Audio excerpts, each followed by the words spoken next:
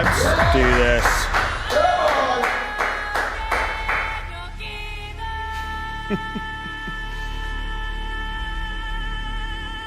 Look at that. Look at that. Look at that massive, massive bottle of Billboard. champagne. It's very clever from them. What the... Look how smart that is. Yeah, it's huge. Yeah, that's prime real estate right there, and they've earned it for sure. Should we pull this out? Let's do it. It's Tuesday, 25th of August, 2026, and we are opening our most recent gift on the show. I wonder who it's from. Yeah. For those just tuning in, welcome to ETN. This is our newest addition to our champagne range that we have here. As you can see, it's quite the beast. Do you want to just hold it up? Can we get a size comparison, maybe like against your head? Yeah, we could go to my head. It's massive. It's absolutely huge. It's Wait, do you want to tell us a little bit about the history of this bottle? What exactly are we looking at here? There is a collar here. Just pull this out. So it's quite difficult to function with. You just move that like this. There you go. Look at that. Lovely, lovely stuff. I'm back. What do we have? So, this is the history of a Mr. Sir Winston Churchill. Do you know that guy? I hope you do. And Paul Roger, also a goat. So Winston Churchill's predilection for Paul Roger was sealed in the immediate aftermath of the Second World War when he met and formed a lasting friendship with the captivating Odette Paul Roger, who encapsulated Churchill's romantic vision of France. Nice. For the remainder of his lifetime, Paul Roger was to remain Sir Winston's champagne of choice, supplied to wherever his engagements demanded, from what he described as the world's most drinkable address. 44 Avenue de Champagne, Epernay. The friendship between Churchill and Paul Roger families endures to this day.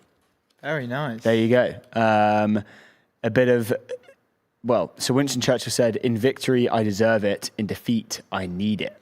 Very nice. So hopefully, as per Sir Winston Churchill's victory, we also deserve it. Maybe need it too. I don't know. Look at that stuff right there. It's beautiful. If we come to my camera just quickly, this is a depiction of Paul Roger and Sir Winston Churchill, looking very dapper as usual. But anyway, thank you very much to the Aurora team.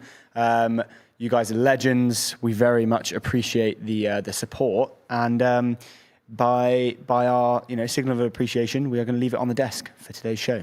All show. So shout out to Jonah. Shout out to Aurelius. Thank you for our lovely gift. Now, let me tell you about the show. We've also encoded. If anyone was watching yesterday, Connor Toomey suggested a new soundbite, which we actually put in for today's show. Connor, this one's for you, pal. This one's for you, Connor Toomey. Tuesday, 25th of August. Welcome back to ETN. Let me pull up the Owlix agenda just so you guys know what's going on today. Let's do this thing. We've got Chris Parsonson, founder and CEO at Solve Intelligence. I think we've had Chris on in the past. Maybe it was Chris or maybe it was Paul after they led. Not Paul Roger, no. Not Paul Roger, no. Paul Venet. After they led their Series B, which is co-led by 20VC and Visionaries Club as well. But good to see Chris again. When we've got Aditya Jha coming in at 1 p.m. He's actually coming in live into the studio. He's CEO at Itoflow. They've just announced a pre-seed raise that was led by Boulderton. So we're very excited to have them on, good friends of the show. Then we've got Ken Villum, Klausen, founder at Repodo. Ken is coming on fresh off the back of an €8.2 million pre-seed raise. And then we've also got Sam Hogg coming back into the arena at 1:30. He'll be calling in to talk about chip smuggling. There was a piece in the FT recently that NVIDIA staff were smuggling chips into Taiwan and have been caught, and they have been reprimanded. And then we've got Zen coming in, head of global growth at Base. Zen is calling into the show for his second time, I believe, to tell us all the good stuff about their tokenized stock program. that they've just launched as of last night, I believe. Yeah, I think so. Or it might have even been today. Or could have been this morning. I can't remember. Anyway, that is the show. We have a banger, of course, as usual. Before we do anything else, Airwallex, leave identity business banking behind with Airwallex. The all-in-one financial platform built for the pace of modern business. Multi-currency accounts, corporate card expense management, line payments, all in one platform. Get it at airwallex.com. We'd love to see it. Let's move on to what we have for the show. We need to talk about the Rhine group. We have a Europe's revival is on a nice course, it looks like. It's imminent. It's imminent. It's coming in hot. Indeed. This was put out yesterday. This is fresh off the press, a big drop. And it kind of shocked the ecosystem a little bit. The Rhine group. What is the Rhine group? Look at that. It looks so nice. It's Europe's revival. A bunch of senior leaders across economic policy, economics, tech startups, venture capital have all clambered together to give a cry, not a cry for help, more of like a rallying cry to levy the continent into taking action, into pushing the continent forward. This was basically public, and we've reached out to the individual who broke the news initially, Louis Garciano, who is the executive director. He has agreed to come on, but we're just trying to make sure the timings get right, so you will hear all the good stuff from him personally once we get that set up. But the Rhine Group, people are asking what it is, what does it do? They open up their piece that they put out on X that did about 600,000 views and counting since last night. It is the alternative is to do what Europe has done before: compete, build, and grow again. They say if we are not too late to change Europe's trajectory, if we take the right steps today. Of the 50 largest technology companies in the world, only 4 are European. In every emerging technology that will shape the coming decades, Europe is weak. And a lot of these narratives were catalyzed by the Europe 2030 piece written by Judith Dardar and a lot of their co-creators who recently had a trip away. We hope it is going very well. Looked like a very nice meal they were having. And off the back of that, that took a pretty viral turn. They were predicting that they would experience some level of restrictions on frontier models in the next 5 years, but that timeline was accelerated to 24 hours, where the following day, Anthropic called for a non-domestic ally Fable 5 recall, which stunted a lot of Europeans and non-Americans who were using the product, even those including like those who worked at Anthropic as well, didn't have access to it, they couldn't use it. So that was kind of what catalyzed this fire. The tech sovereignty and the general sovereignty conversations were already happening, but this really kind of acted as a kind of wake-up call. I mean, there is a joke that Ursula's always saying, like, every post that gets put out is, this is a wake-up call, and then nothing ever happens. But this is co-chaired by Patrick Collison over there at Stripe, and Mario Draghi, who is also co-chairing. So it seems like it's more in the hands of technologists who drive the continent forward, as opposed to maybe politicians who may be using the movement as a means to accrue attention and popularity. We can go through the the kind of names on the roster, all of the members, because there are some incredible names. Obviously, you mentioned Patrick Collison, Mario Draghi, the co-founders, but you have Jeanette Dufutzenberg, who we've had on the show very luckily. And, she's managing director at General Catalyst, and I think president there as well. You have Luca Ferrari at Bending Spoons. You have Leopold Aschenbrenner, situational awareness. Be careful, Leopold. Nicholas Zenstrom. I have a good tweet actually about Leopold and his affiliation with this. Nicholas Zenstrom, obviously co-founding partner at Atomico. Shout out to Atomico over here.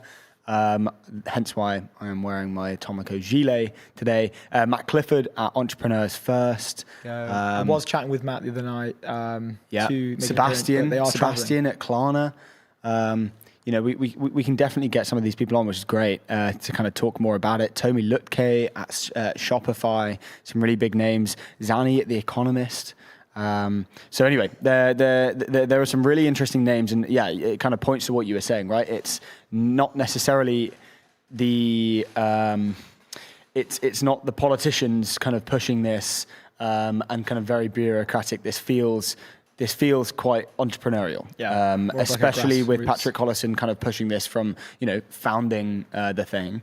There is a real kind of breadth between leaders in business, government, academics, which I think is like, broadens the strength of the field, which is like, the thing that we all want to do, which is really good. And obviously we're pushing the kind of entrepreneurial side of that. As much as we can. They say that the stakes are existential. If stagnation continues, the continent will progressively lose the ability to fund the core obligations of a modern state. Defense, public health care, pensions, education, climate investments, and safety nets for those who lose their jobs. For decades, a favorable world cushioned this decline. Trade grew under multilateral rules. The American security umbrella freed up defense budgets. Dependencies seemed mutual and hence harmless. They no longer are. The US has imposed its highest tariffs since Smoot-Hawley. China has become a fiercer competitor in third markets and inside Europe itself. Europe is in a harder place than when the Future of European Competitiveness report was released. The European growth model is fading, and we are increasingly at the mercy of external events we do not control. Echoing a lot of the pieces that were foretold in the Europe 2031 piece. Decline is not inevitable, but it is the direction we are heading unless we take urgent action. The alternative is to do what Europe has done before: compete, build, and grow again. We are not a middle power, but the world's second largest market. Let me explain. What is the Rhine Group? What does it do? What does it mean? What is, I think there's 54 total members, 3 leaders, and then 51 members from their respective institutions. The Rhine Group convenes European leaders from government, academia, and business to discuss possible answers to these challenges, the ones listed above, for the future of Europe. Such discussions will be based on research papers distributed as pre-reads and will follow Chatham House rule.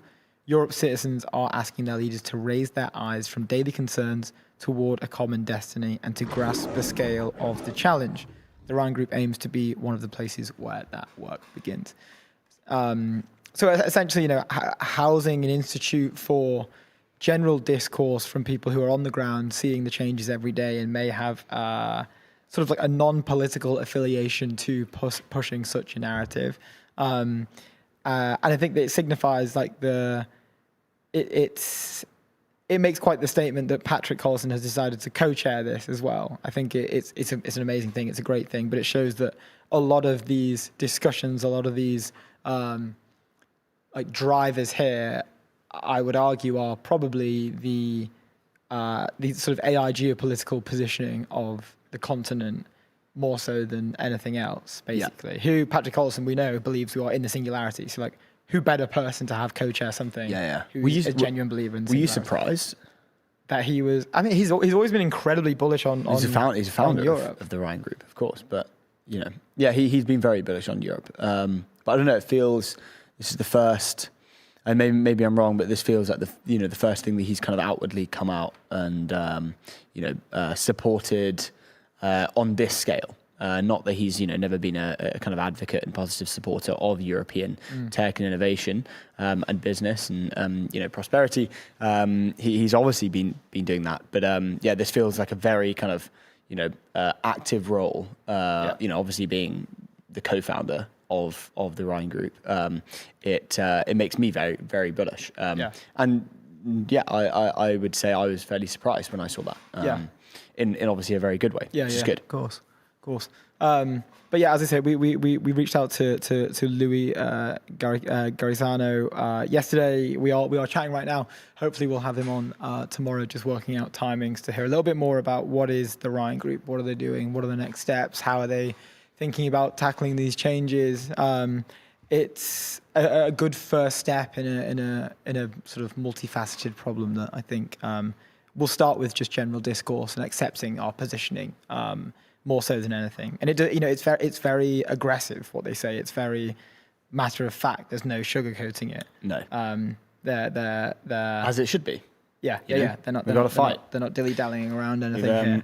Fight and win. We have to fight and win. Like the Americans, I guess. That was a very American soundbite that we added in very recently. But that is, that's what they're saying. Fight and win. A good use of the soundbite. Got to go do it. Can we just touch on Leopold's position in this? Sam, can we pull my screen up? This is from Paris, Bay Area, who, we've been interacting for a few weeks at least now. He's very, very active on the timeline.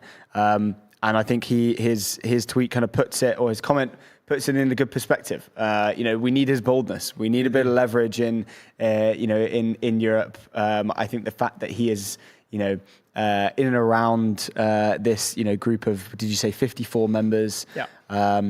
He is one of the 54 members. I think that's an incredibly good thing. Really, really awesome move from him. Excited by the fact that he is, kind of willing enough to kind of spend some time on building, what these 54 members are working on building, and pumped about it. So thanks for Paris Bay Area for pulling that up to my attention, because I thought he'd made this. Originally, I didn't go through the member list. Oh, you thought it was like and AI. I saw the comment, and I was like, no way, that's hilarious. Paris Bay Area, you've done a bit of a banger. Then I looked through the member list, and there he is. Leopold Aschenbrenner is one of the proud members of the Rhine group, which I thought was actually, be careful. Very surprising. Leopold, please be careful. No.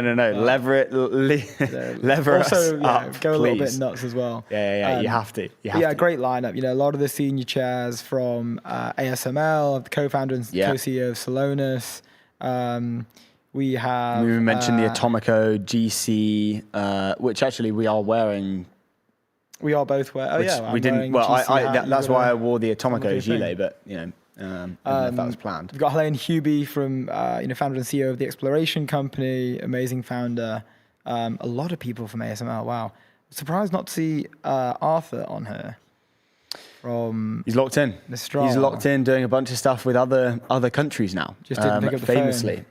He's working very closely with China now. He is, not to say that he's not a European maxi like the others, but and he doesn't, want European prosperity. But the guy's focused on other things. Guy's locked in. And we're supportive of that lock-in. It means more money. He set his targets. He set his targets on infrastructure, and that's what he's going to go do. He's going to go build maybe Leopold's helping him with a few deals. He could be. He could be. I wouldn't be surprised. Maybe get levered up a little bit. Turn that 400 million ARR into a couple billy. Fingers crossed. Overnight. We hope so. In a couple of days. Indeed. Anyway, Valerian lets your organization deploy AI you control, your data, your agents, your keys. Stop renting your intelligence. Just own it. Go to valerian.com. I love that nay. That's a great nay. Meta, they're back. Meta are back in the headlines. Meta are coming from all different angles. I love it. Zucky's really heating things up. He is. They do have, so we're expecting over the next 5 days, one of the largest days in AI. Look at that picture, man. This guy. Releases. He knows what he's doing. That's a great photo for Zuck. He's pointing, he's smiling, probably just gifted someone some credits or something, I don't know. Fight and win! Can we turn that one down a little bit, please? It's incredibly loud. That's what he's doing. He's fighting and he's winning. And he looks happy about it as well. He's hitting from all angles, starting, going open weights, he's going agents, he's building new models. There is nothing this man is not doing in the AI race, other than, I guess, infrastructure. But I'm sure he's got a few things in the pipeline. But anyway, this was from The Information. They say Meta Platforms plans to launch its customer version of the OpenClaw AI agent, dubbed Hatch, internally as soon as the next several weeks, and is targeting October for its latest AI model called Watermelon, according to internal documents reviewed by The Information. Hatch is part of Meta Chief Executive Mark Zuckerberg's ambitions to monetize the company's enormous AI investments and diversify its revenue streams beyond advertising. Meta has considered a tiered pricing system, The Information previously reported, including charging up to $199.99 for a premium monthly subscription for the product that would include higher usage limits. Hatch has been trained to access websites such as DoorDash, Etsy, Reddit, Yelp, and Outlook based on early prototypes. It will have a customizable dashboard that displays tools or skills created by the agents, such as a fitness tracker or creating travel itinerary. The documents said Hatch's release is targeted for late August or early September. Now, obviously, this is kind of broadening the push from the model makers and other businesses that are kind of within that kind of hyperscaler frontier position to go and figure out how to augment AI and use AI in the best way. It's a clear push into the agentic route, allowing businesses, people within businesses, solo people kind of just using the models to figure out how they can actually use the models in the most efficient way. So it's, I guess, a step away from the kind of frontier model, but then Mark's doing this other thing as well. They say Meta has accelerated the pace of its AI model release in recent months as it seeks to close the gap with rivals, including OpenAI and Anthropic. The company unveiled Muse Spark, its first model from Superintelligence Labs, in April, describing it as multimodal reasoning model designed for tool use and operating multiple agents. Now, Meta followed in July with Muse Spark 1.1, an upgraded version focused on coding, computer use, and other agentic tasks. And in August, it released Muse Spark 1.2 alongside Muse Code, which is a coding agent designed to handle specific, software engineering tasks. It kind of like represents that more like aggressive push in coding, agentic capabilities that have kind of become this like battleground between OpenAI and Anthropic. But then again, they're kind of pushing that frontier of models within the kind of coding and agentic side. But then they've also got this, kind of coding agent side as well. We don't really know if Watermelon's going to come under the kind of Muse like family yet, or if it's going to be kind of a standalone thing. It will be in Muse, the Muse family. Will it be? Yeah, okay, yeah. Interesting. So again, pushing the frontier of where they're at the moment. It'll be interesting to see where they actually get to when they do release it. Are they going to be pushing the frontier? We don't know. Yeah.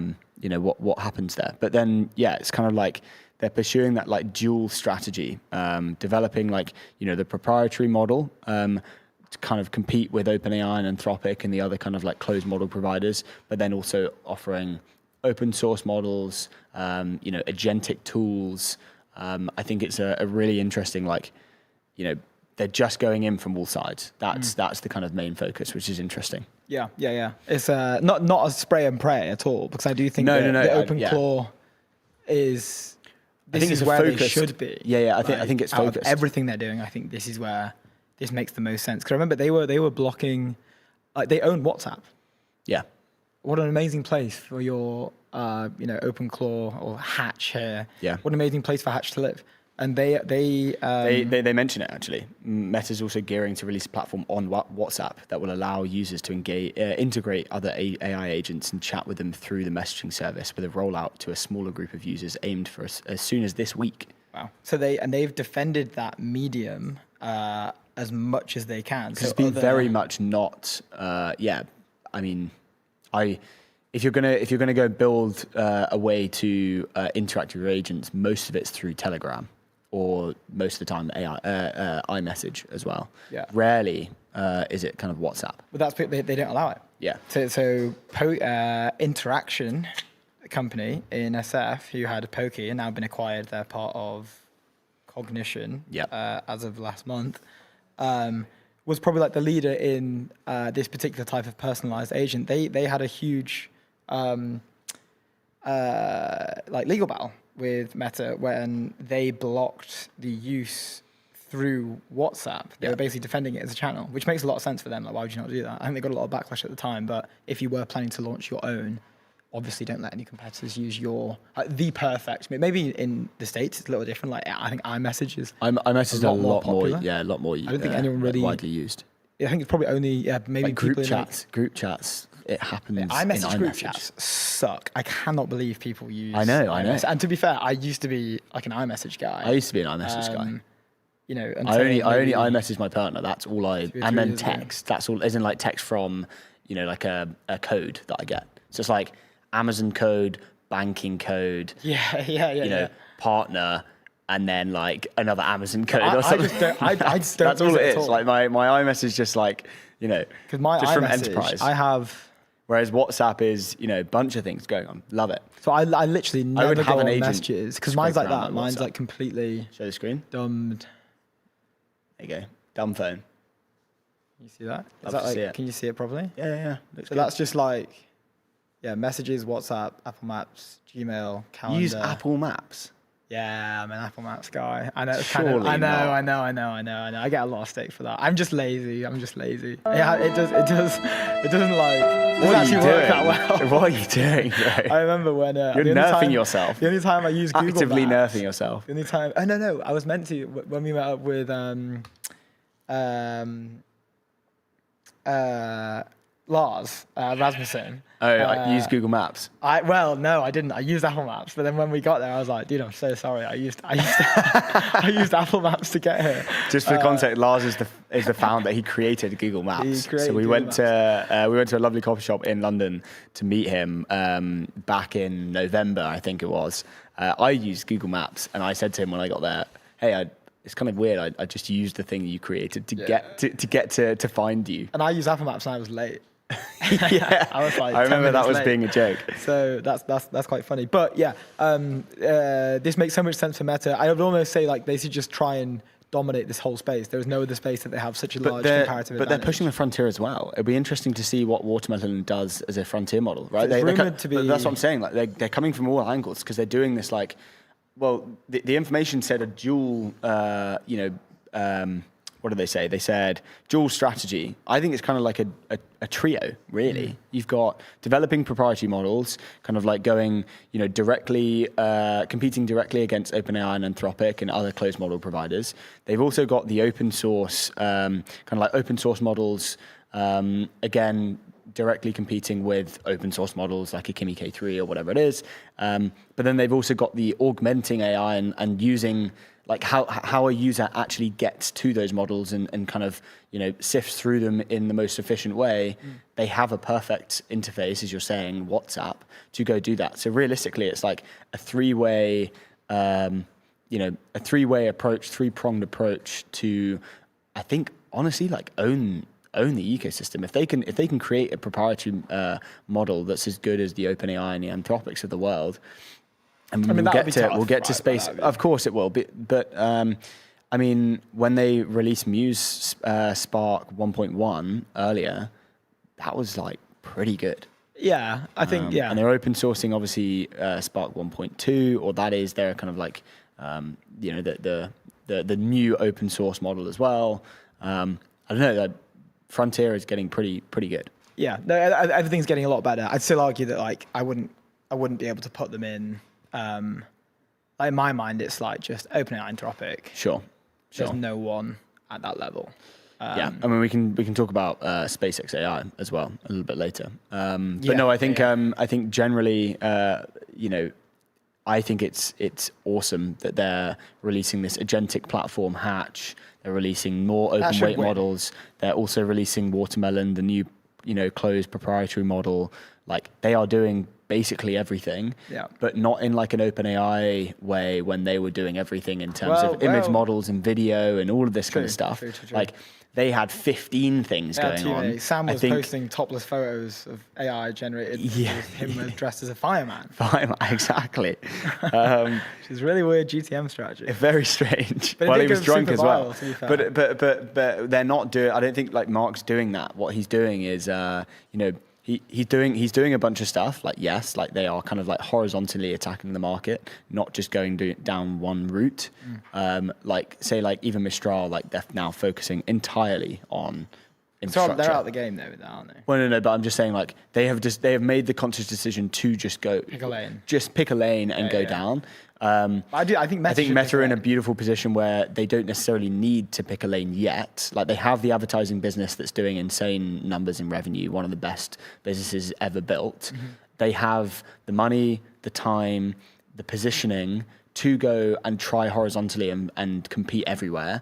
And then eventually, if one doesn't necessarily go too well, they can sunset that. But they're not doing like the OpenAI approach where 6 months ago they were doing all of these different things, and it was like new thing that doesn't.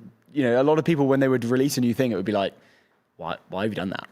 Yeah. Why is this? Who asked for this? Yeah, no one's asked for No this. one's. Yeah. So We did it, guys. We finally did it. Picture of Sam Altman as a fireman. yeah, you can now create Topless. incredible images on on ChatGPT or OpenAI models, and it's like, yeah, great, but like you're not going to be as good as the other frontier image Anthropic's models. revenue is crushing you. But I agree. I agree mainly. Well, not at that time. To be fair, not at that time. No, they were on top back then. For me, I just think that they should just go all in on Hatch. I just don't think. I mean, keep the open source stuff. Yeah, they can try and champion the US. But you think they've already US lost the dominant. proprietary I race? think it's too far away. Really? I think so. But dude, last week we saw SpaceX AI. Like, I mean, I know, like, benchmark numbers are, you got to set them with a massive punt. And that was, it still wasn't, it was still quite an eon. It was like really impressive for how they've spun that out in that short amount of time and like the jump that they did. But it was still like, wasn't like frontier, Yeah, true. I think like Meta have out of anyone, they have the biggest comparative advantage to completely dominate the whole Where human beings are. consumer. Yeah. Agree. Like consumer AI for a personalized agent like this, they have the opportunity to I think OpenAI could have, many moons ago because they had such a large because they won they won the consumer right? with Like you could have ChatGPT. easily just moved them across. But when you look at a consumer product, Facebook still completely dwarfs OpenAI, like by an order of magnitude on a consumer product basis. Yeah. They could potentially kind of click their fingers if they do this well, and they could own that whole thing. Sure. Like, and they can monetize that. They have existing monetization strategies that would probably work for just like, oh, you're a blah blah. Hey, just pay this extra amount of cash, from your Facebook profile or whatever it is. But they're able to meet people where they are. That's the main thing, right? Can you imagine like Instagram? Like this is how you win the non-techie side of consumer AI. Yeah. Like, but and also they've shown in all of those kind of satirical tweets that came out about how tech has only just realized that putting your consumer product on a model or on someone very, very well known in the celebrity world will actually make it a very good consumer launch. When they obviously launched Ray-Ban Meta glasses, their most recent release, obviously they did things with the Kardashians. I can't remember who else, but a lot of people were like, this is super clever. And obviously there was backlash about how, obviously that's going to work if you're able to get the Kardashians wearing your sunglasses and making it look good. But they understand the consumer side way more than like an OpenAI. I think at that and point, do you remember when in like December, maybe even earlier, we were saying like, if I went to go to someone and say, hey, do you know if I went to go to like one of my parents, right, and say, hey, do you know ChatGPT? They would know ChatGPT. But if I said Claude, they would not. That was a great use of that. They would not. They would not know what Claude is. Yeah. But now I think they would know what Claude is. I mean, my dad definitely would because he watched the show. He watches the show. Hey, Dad. How's it going? Wait, do you think without watching the show they'd know? I think so, yeah. Because Really? they're in the headlines, man. They're everywhere. But I think they're just everywhere because we sit in that world. I still don't think they're anywhere like... They'll be on the BBC. I don't know, I mean, yeah, there will definitely be BBC coverage of Anthropic. Of Anthropic. 100%. without Biggest a doubt. IPO in history.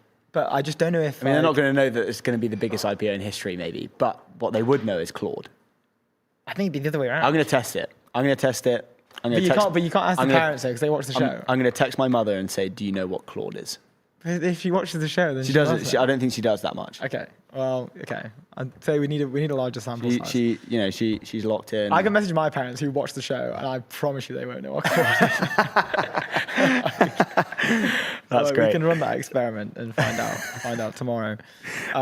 Anyway, Polymarket, the world's largest prediction market. Stay informed and profit from your knowledge. Go to polymarket.com. We love those guys over there.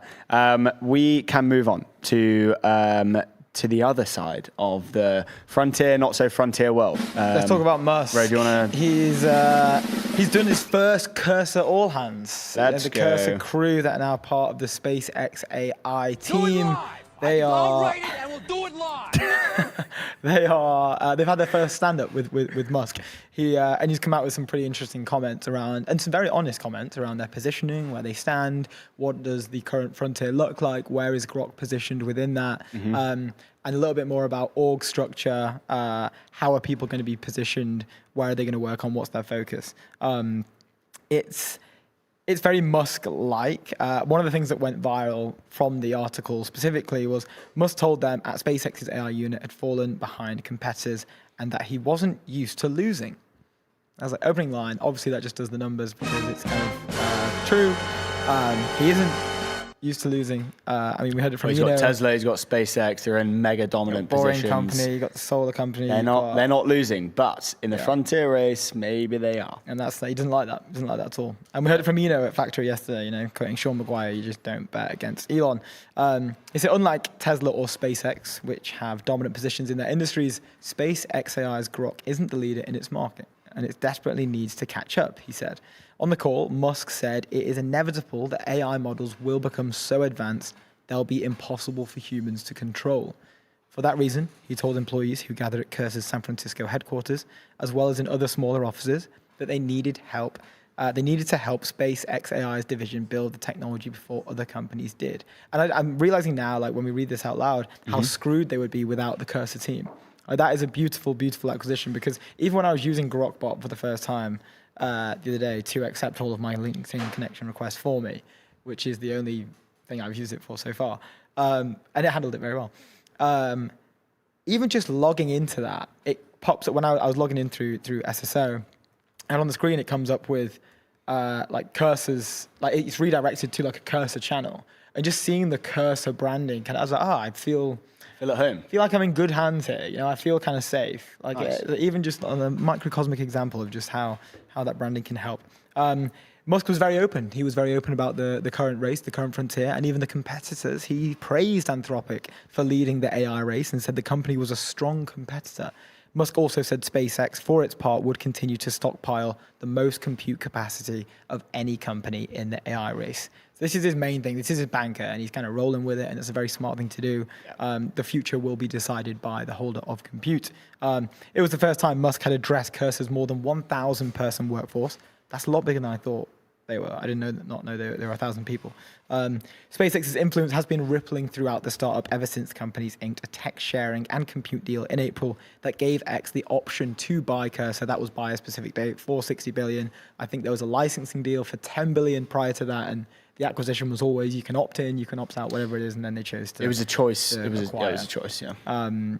You can imagine the Cursor team. Or an offer. It was like, hey, we offer to buy at $60 billion if X, Y, Z, yeah. And you can imagine the team were there just please, day before, please tell me that they're going to roll with this. Because they probably made millions and millions of dollars. I will say, though, looking at the timeline, when all these happy, missed out on generational wealth day to those who celebrate, where it's a screenshot of getting DM'd from a successful founder who's just had a huge exit or a huge raise and taken secretary, whatever it is. There are a lot of those related to Cursor. I know we only see them when something like this happens up, and the most recent one was Cursor. The most I saw ever were 11 Labs. Really? There are a lot of kind of bag fumbles there, whereas I knew them beforehand. We know someone who was in an office next to them. We do. All we had to do was poke his head in. All we had to do was just chuck a tenner in the office and be like, hey, put that into the company, please. Hey, guys. Yeah, need any help around here? I can join. I can join the team. And he ended up not saying hi to them, and within a few months they left because they grew too quickly. They grew so fast, he couldn't even say hi. That's how fast they were growing. Hey. Mission failed. We'll get them next time. You got to go back to the drawing board on that one. But no, 11 Labs, there were a bunch, but Cursor I think was way more. And it's just because it looks like they were just very, very sort of balls to the wall on just hiring and recruiting and poaching a bunch of different people. But a lot of them were always very, very fast growing company. From them reaching out, it was always just hey, you notice what you're working on, looks kind of cool.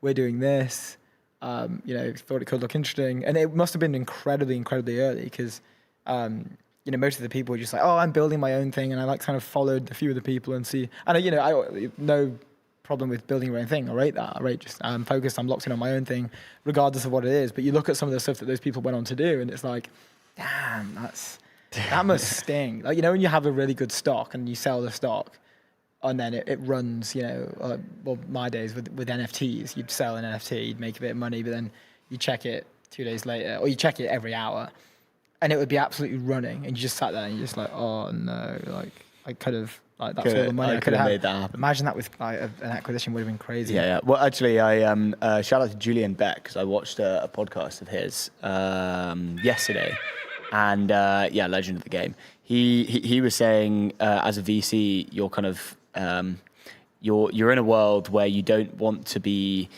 like, you have to put the winners away of like, hey, if I didn't invest in this company and they became a winner, that's the worrying thing, not, investing in something that was a loser.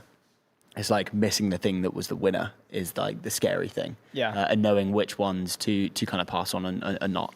That was very good, very well said from him. He's a good lad. The Cursor leadership told some of the staff at the SpaceX leadership team they'd approved the company's hiring budget and encouraged the startup to ramp up hiring on sales staff. Cursor's headcount more than quadrupled over the past year, largely driven by heavy hiring in sales and marketing, which I'm less so surprised to hear.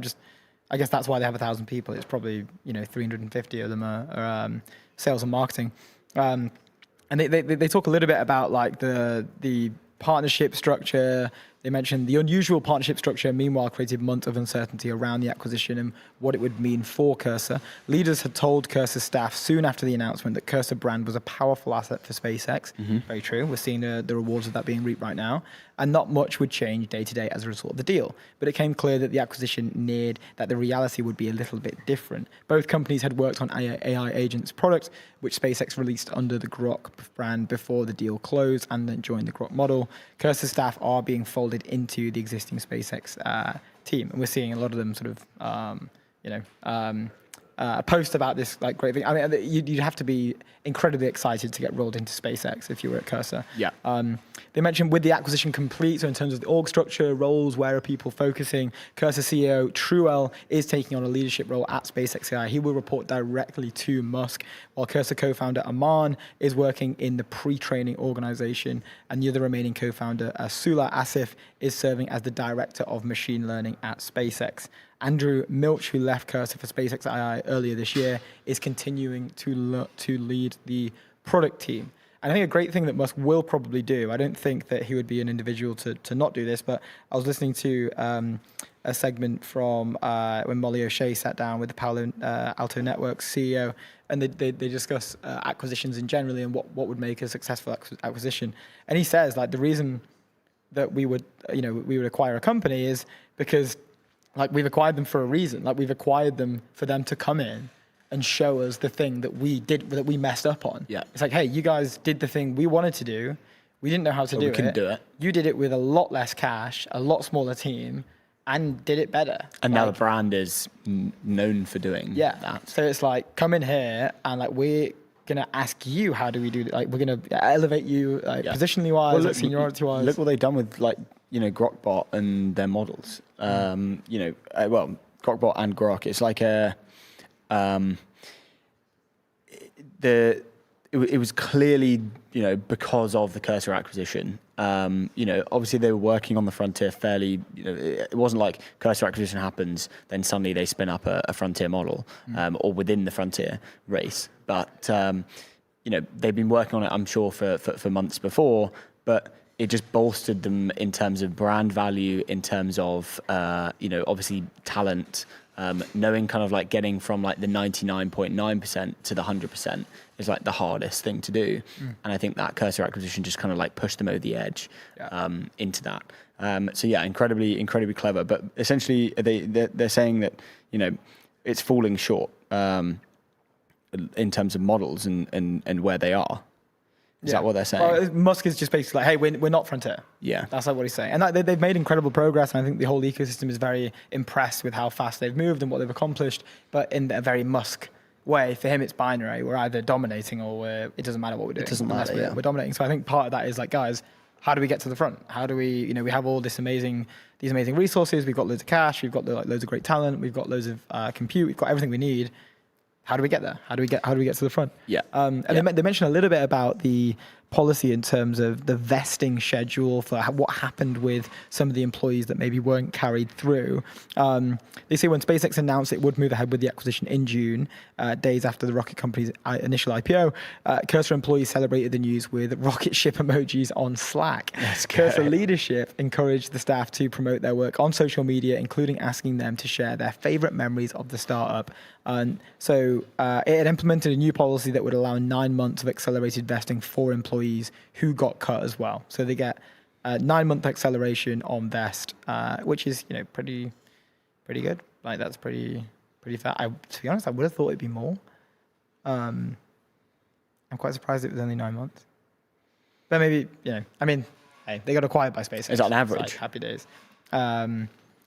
For an average across all employees, 9 months, or employees who got cut would get a 9-month acceleration on their vest. Okay, but as in like every employee that got cut, everyone gets 9. Yeah. Okay, interesting. But yeah. Fun times. Before we have our next guest on, Framer, build better sites faster. The all-round platform where enterprise teams design, build, and ship production-ready websites. No dev handles, no bottlenecks, no creative compromises. Get at framer.com/ETN. We can bring our first guest into the studio. Let's get Chris in here. Here we go. Target acquired. Is target acquired? I don't know. We'll have to see. We need some. You see, that's too short. It is quite short. We need to double this. Are we ready for Chris? Maybe not. Hey, here he is. Yes. Chris, how's it going, sir? Hey guys, very well, thanks. How are you? Doing very well, mate. Doing very well. It's so good to have you on the show. I was trying to remember, did we have you on like months ago? I think we had Paul Bonnet on after they did the Series B. And I'm trying to remember if we ever connected. I don't think you had me on, but I've seen Paul on a couple of times. And yeah, 20VC invested in RA and RB. Okay, it was both rounds. Amazing. Well, look, it's so good to have you on, and we're so happy that we're able to do this. Maybe for, I guess, first time on the show, do you want to just introduce Solve a little bit for the viewers and the listeners, and then we can get into our questions? Yeah, absolutely. So I'm Chris, the founder and CEO of Solve Intelligence, and we are an AI company, and we build AI software for helping with every part of the patent process. So we're a legal tech company, but specialized for patents. Started about 3 years ago, so we're in Y Combinator in 2023. Fast forward to today, we're selling our software into over 700 firms and companies. We've raised about $60 million US. And 20VC, like you mentioned, have been one of our investors. Amazing stuff. Can you paint us through what is the original problem here in terms of hours dedicated to this? What does the original process look like, and what does it look like after Solve? Yeah, so taking a step back, there's a ton of sort of steps across the patent process.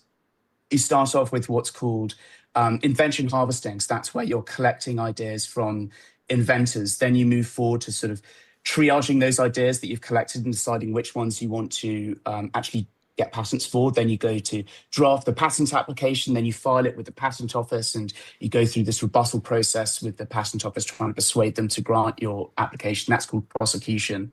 And then once you've got a patent, you have all the post-grant proceedings, so invalidity challenges in US oppositions in Europe.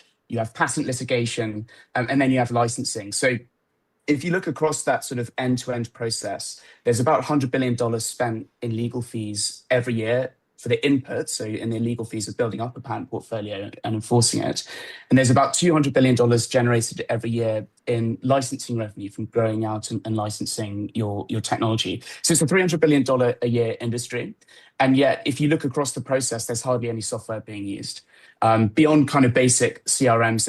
And the main reason for that is a sort of technical reason, but patents are very complex. And so you couldn't really use software for a lot of patent workflows, where of course now with AI, you can. And so we're sort of building the AI that helps with that end-to-end process. Yeah. And I saw stats the other day from the pace in which external industries away from, let's just like coding being the main one, are adopting AI and running away with AI and multiplying, their output with AI. And legal was by far the largest one, like something in terms of like 108x based off the parameters they were looking at, and I think second was like something like 18, and it may be sales and like sales enablement.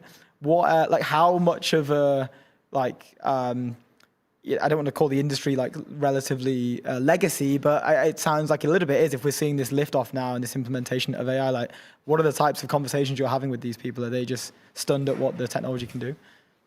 Yeah, so obviously, we had ChatGPT end of 2022 and has had a massive impact. And most people have at least sort of tried AI and are using it at least casually on a sort of daily or weekly basis.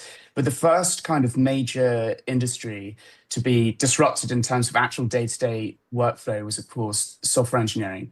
And really, actually, it's sort of relatively recent. Like if you look at sort of pre-Opus 4.5 in November 2025, if you were to go and ask a software engineer how much of their code they're writing, I think you'd probably say that most people would say about 70% of their code would be handwritten, and the remaining 30% would be kind of tab autocomplete, or maybe doing some kind of agentic flows with refactors and so on. But I think human engineers were still writing the majority of code in most cases. And then almost overnight, that flipped with Opus 4.5. You suddenly had these agentic models that could do all these long horizon tasks, have large context, be able to do tool use and so on. And so you could spin up these agents and leave them for an hour or more and sort of go and do these agentic flows.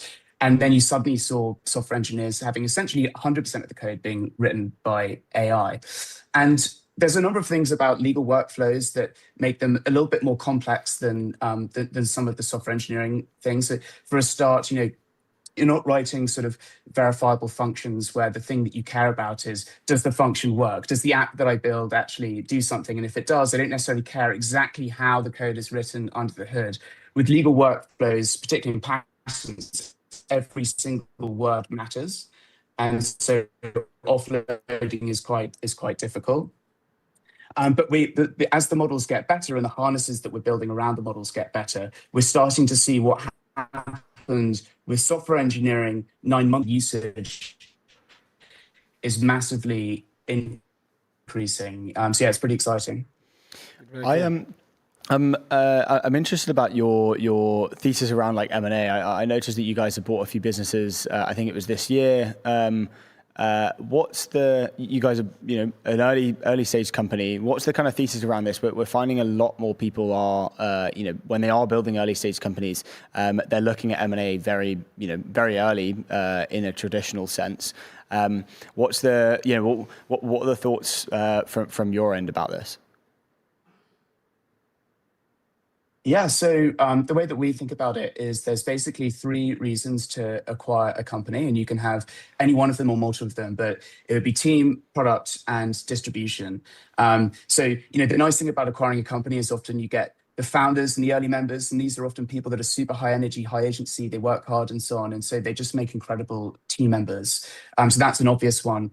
Then product, have they built something that's interesting? Do they have some proprietary data set? Can you integrate that into your own product in some way? And even if you think that your team can build something if they had enough time. Things are moving so quickly at the moment with AI. Being able to leapfrog even just a few months can be valuable. Yeah. And then distribution, there are interesting opportunities to kind of expand into the customer base that they've already gone into with your own software as you bundle them in. And so I think one thing that's happening in legal tech is, if you look at sort of a year ago, there were many, many legal tech companies, and now I think there are people that are kind of pulling ahead. And so there's a certain amount of consolidation happening in the legal tech market. Yeah, going back to a little bit on the old workflows and like how Solve helps it. I think you've been quoted in the past saying that patent attorneys are squeezed. They're squeezed on cost, time, and quality. Like how like massive of a, when we look at the TAM of the market, like obviously you guys are crushing it. I think 600 plus IP firms and already profitable as well. Like what is the size of this opportunity that maybe people are underestimating? Yeah, so I mentioned before that there's over $100 billion spent in legal fees every year across the patent process. Over $200 billion generated in licensing revenue, and barely any technology that's used in that process. So, I think the direction of movement in the legal tech industry is that people are now shifting towards kind of paying for the work done. And if we can enable the law firms that are using our software to be able to serve their clients with more matters, high quality matters, high value matters, and so on, there's going to be some way in which we can capture some fraction of that value that we're providing across that $100 billion plus a year of spend. And the other thing as well is that we're seeing AI provide tremendous tailwinds to the patent process, because on the one hand, if you think about it as a system where you've got inputs, which are sort of building a patent portfolio, and then the output is going out and monetizing or licensing the portfolio. The inputs, it's becoming easier to harvest an application, harvest an invention from your inventors. Inventors are becoming more prolific because they're using AI, so there's more inventions to harvest, and it's easier to drop off the application and file it. And then on the output side, it's also much easier for you to it's much more accessible for you to be able to go out and license your technology as well. And so you've got this flywheel effect where the ROI is increasing and the barrier to entry is decreasing. And I think there's a lot of ways that we're going to be able to sort of monetize that as time goes on. But right now, just sort of laser focused on building the best product and getting it into the hands of as many legal professionals as we can. That's really good. It's almost like it's your own pipeline in a way, right? Like you have this weird feedback loop of, your product gets more better. AI just generally, the benchmarks push forward and the frontier gets better. Barriers to entry to create are lower. More people are creating. More people are patenting. Are you seeing any like interesting trends around this? Like how many more people are looking to patent something that's based off, like, I created this with AI. I'm not sure how deep you could maybe get into those sort of, looking at how the thing was created. But yeah, it would be curious to know, like, when you have conversations with people, like, how far does that conversation go? Do you get to look at, like, how they created the thing? Or?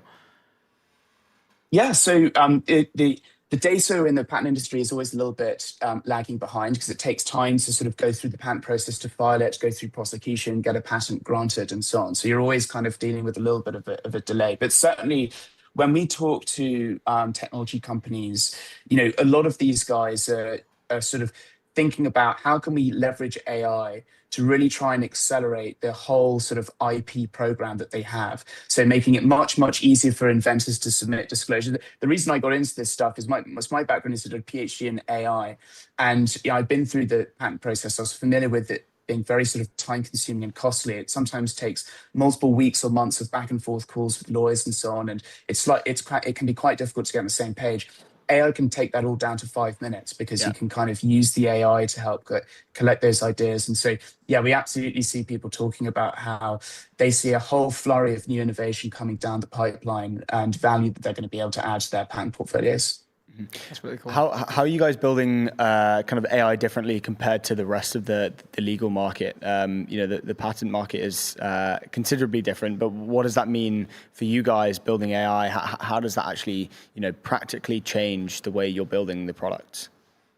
Yeah, so patents are kind of, as a sort of tech guy myself, like patents are very kind of interesting in that they're quite different from other legal documents because they're technical.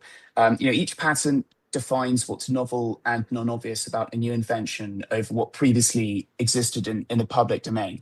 And so patents have to have multimodal data. You have to be able to both ingest and output things like technical drawings, biological sequences, chemical structures, tabular data, equations, and so on. And so because of that, you have to use different kinds of models, different kinds of harnesses, and so on.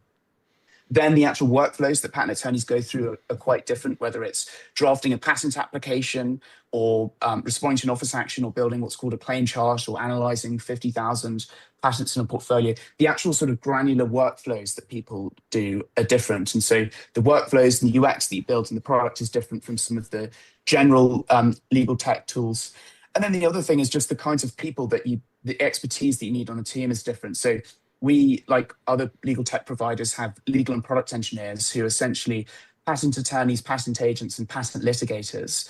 But these people all come from technical backgrounds. To become a sort of patent attorney, for example, you have to have done an undergrad, a master's, often also a PhD in a STEM subject. And only then do you start actually studying the law to become a qualified attorney. And so it's a different kind of skill set as well, different kind of customer base. So in that way, would you have to... Are those that's essentially the roadmap for an individual, maybe like a non-AI based individual, to go ahead and be able to pass one of these, like they could, help this company get a patent, but your tool you can just bypass all of that? Well, so our tool, we work with patent attorneys. So it's patent attorneys use our tool much like a software engineer might use something like Cursor to build software. Legal professionals use Solve to draft patent applications, respond to office actions, build claim charts, help with that end-to-end process. We have functionality inside the product because the patent process is very sort of collaborative. You need the inventor involved across every part of it because they are very technical. We obviously have a lot of these kind of collaborative functionalities built into the platform so that the lawyers can provide a better service to their clients, or the in-house team in a company can sort of work better with their inventors. But fundamentally, our platform is for the legal professionals. Yeah. Final question before we let you go.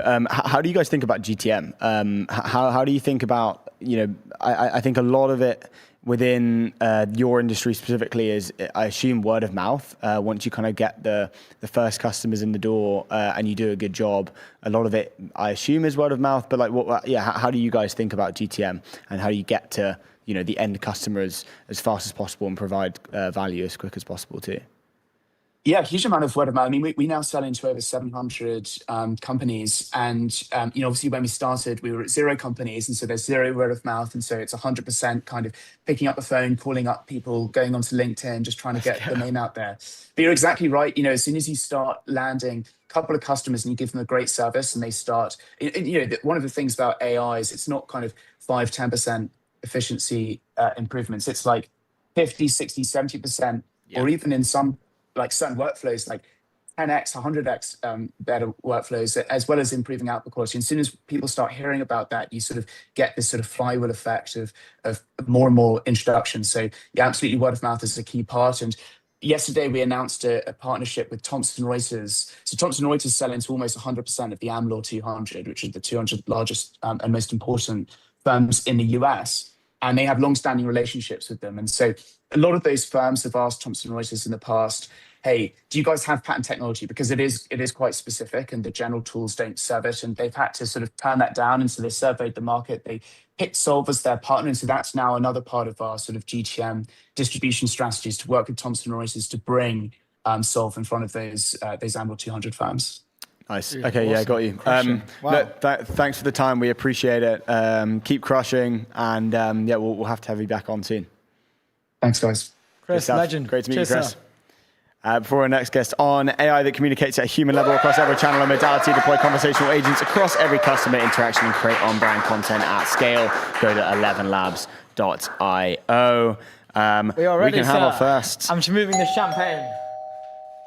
Hey, Dean, how's it going? Yeah, please take Congrats on the news as well. Hey, take a seat. Take a seat, please. Welcome to the show. Thanks for coming in as well. We really appreciate it. You have some amazing news to share, and this came out, I think, today? Yeah, like a couple hours ago. Dude, it's so cool. Okay, well, I will give you your mic here. Let us know the news, sir. Well, yeah, we've announced raise, our pre-seed raise backed by Bolton. Let's go. And an amazing set of angels, so that's pretty cool. Let's go. Huge, Everyone in the studio. Bolton are great friends as well. So shout out to Sivesh, shout out to James, shout out to India, the whole gang over there. We love them here. They're good friends. They're pretty good. They're pretty awesome. Yeah. The product, the company, what is it? Break it down for us. Yeah, so the company is called Itoflow, and what we do is we're building AI agents to do portfolio management. So my background is I've been in investment banks, I've been in hedge funds, and I've basically seen the behind the box of it. Mm-hmm. And behind the box of it is a lot of systematic patterns, which the agents can be taught to do. Mm-hmm. And if done right, that means the alchemy that is portfolio management can be boiled down to the science, and the agents can be taught to do that, and it can be done for much cheaper, much better, and made accessible to a larger set of people than who currently have access to it. Yeah. What are those specific workflows within, say, like an investment bank for portfolio management? What does that actually look like? What are those human-esque things? Yeah. Well, yeah. What are those workflows that are repeatable and can be done by an agent? Yeah, for sure. Like I think, and these are very human-intensive operations. If you consider a hedge fund, it would have north of 1,000 people, researchers and scientists doing that. So I think there is a bit of an art and a bit of a science part to it. Now, I'm a believer that it is a lot more science than it is art. So how you attack your data side of things, how you clean the data, how you do a backtest, how you create a signal, how you optimize a portfolio, how do you measure risks. There's a lot more science than there is art to it. There is, at each of these stages, human judgment involved. And that is something that, so even in our product, it's not completely, Mr. AI, go ahead and make me money. It is a collaborative process where you work with the agent and you sort of, imbibe it with your own judgment around these things. But then the agent takes away a lot of the grunt work. So it can act as your companion, your researcher, your analyst, depending on how much freedom you want to give it. And then every month the agent gets better and better at these things. And what talk to me from like I'm a buyer, I'm a client. Is there like a minimum fund size that you want to work with? Is there a maximum fund size you want to work with? Is it for maybe could I just set one up and have it manage my own personal portfolio of stocks and shares and stuff like that? Like how would it work? Yeah, great question. I think and that's where the economics of it has really changed, because it's just numbers. So if the agent says that, hey, I want to hold 12% of my portfolio in Apple, it doesn't matter if the portfolio is $1,000, $1 million. It's just numbers for the agent if it thinks X% of something is the optimal allocation to that asset. And therefore, it was a very hard problem for us to figure out who should be the first client, because we were like, we can I manage my own portfolio through this agent, as well as some of the larger funds that we are working with. They're managing multi-million-dollar portfolios through the agent. So it is pretty versatile in that. Yeah. When you were like working as a quant, what was the time when you were like, okay, this could definitely be done, by an agent? You just have to be able to have the kind of technical know-how to build said agent, but then also the kind of like the experience within the quant firm or equity research, whatever it was. What was that kind of like period like of, okay, I'm going to go build this thing. What's the kind of like wedge that you felt like to get into the market you had to go and build first? So I think the first time I started using LLM was like 3 years ago. I was on a non-compete period. This was just LLMs at that point. It wasn't even agents, like just trying to start to manage my own portfolio, start to build my own thing. And I kind of realized how impressive this technology was. Then I continued to tinker and iterate with it. And I think sometime over the last year, I was like, hey, more and more of what I do, the agent can be made to do. And therefore, there can be mini-me's in every investor's pocket. And then I faced my own set of problems in the sense that, I have a portfolio back in India. I have portfolios from my previous employer's pension. I have another portfolio from my crypto side of things, and it's a mess. Like five or six different portfolios, and you look at how a hedge fund would manage their money, and every single asset has a reason to be in the portfolio. And why is it 7.5% and not 7%? Has a reason, whereas for most regular investors, we are just vibing our way to it. So we are already vibe investing, like Dad said, add some gold. So, okay, sure, I have some gold in my portfolio. And none of it is being, measured and calibrated and all of that. And with agents, a lot of it is possible. Dude, it sounds like situational awareness could have done with this thing a little bit. Yeah, maybe you should have launched earlier. A question then. So on this is a highly sensitive area for somebody to fully entrust. I know you mentioned there will be a human in the loop for a lot of it. Are you guys thinking like how can we maybe sort of like prepare people to hand off something as personal as a personal portfolio to an agent? Because I do feel there's still there's elements of people being a little bit like, oh, do I want to trust an agent with my money? Like, how are you guys thinking about that? And I think that's a very good question. So in any systematic investment strategy, computers have been trading for decades now. It's not new. Jane Street trades over $250 billion all through algorithms every single day. It is not the computers trading that is the problem. It is the architecture around it. You put the brains in one place and you put the hands in another, which means you have your decision making in one place and then you have a risk system, which is completely independent.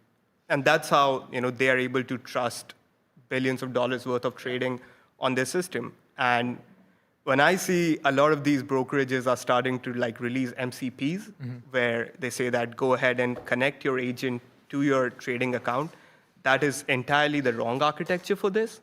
What you need to do is have your agent propose what needs to be traded, have an entirely separate execution and risk system, which, independent of whatever your agent says, applies those risks for you. So if the agent wants to send through 1,000 trades, it can't, because the risk system says that, hey, you're only allowed to send 10 trades. Yeah.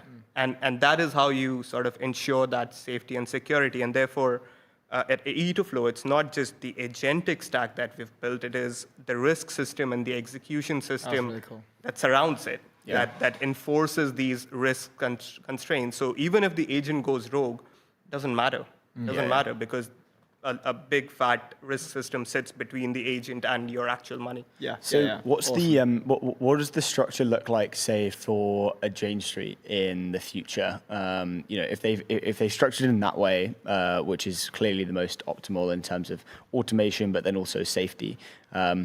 How does then the future of a structure of a Jane Street look with agents in the loop?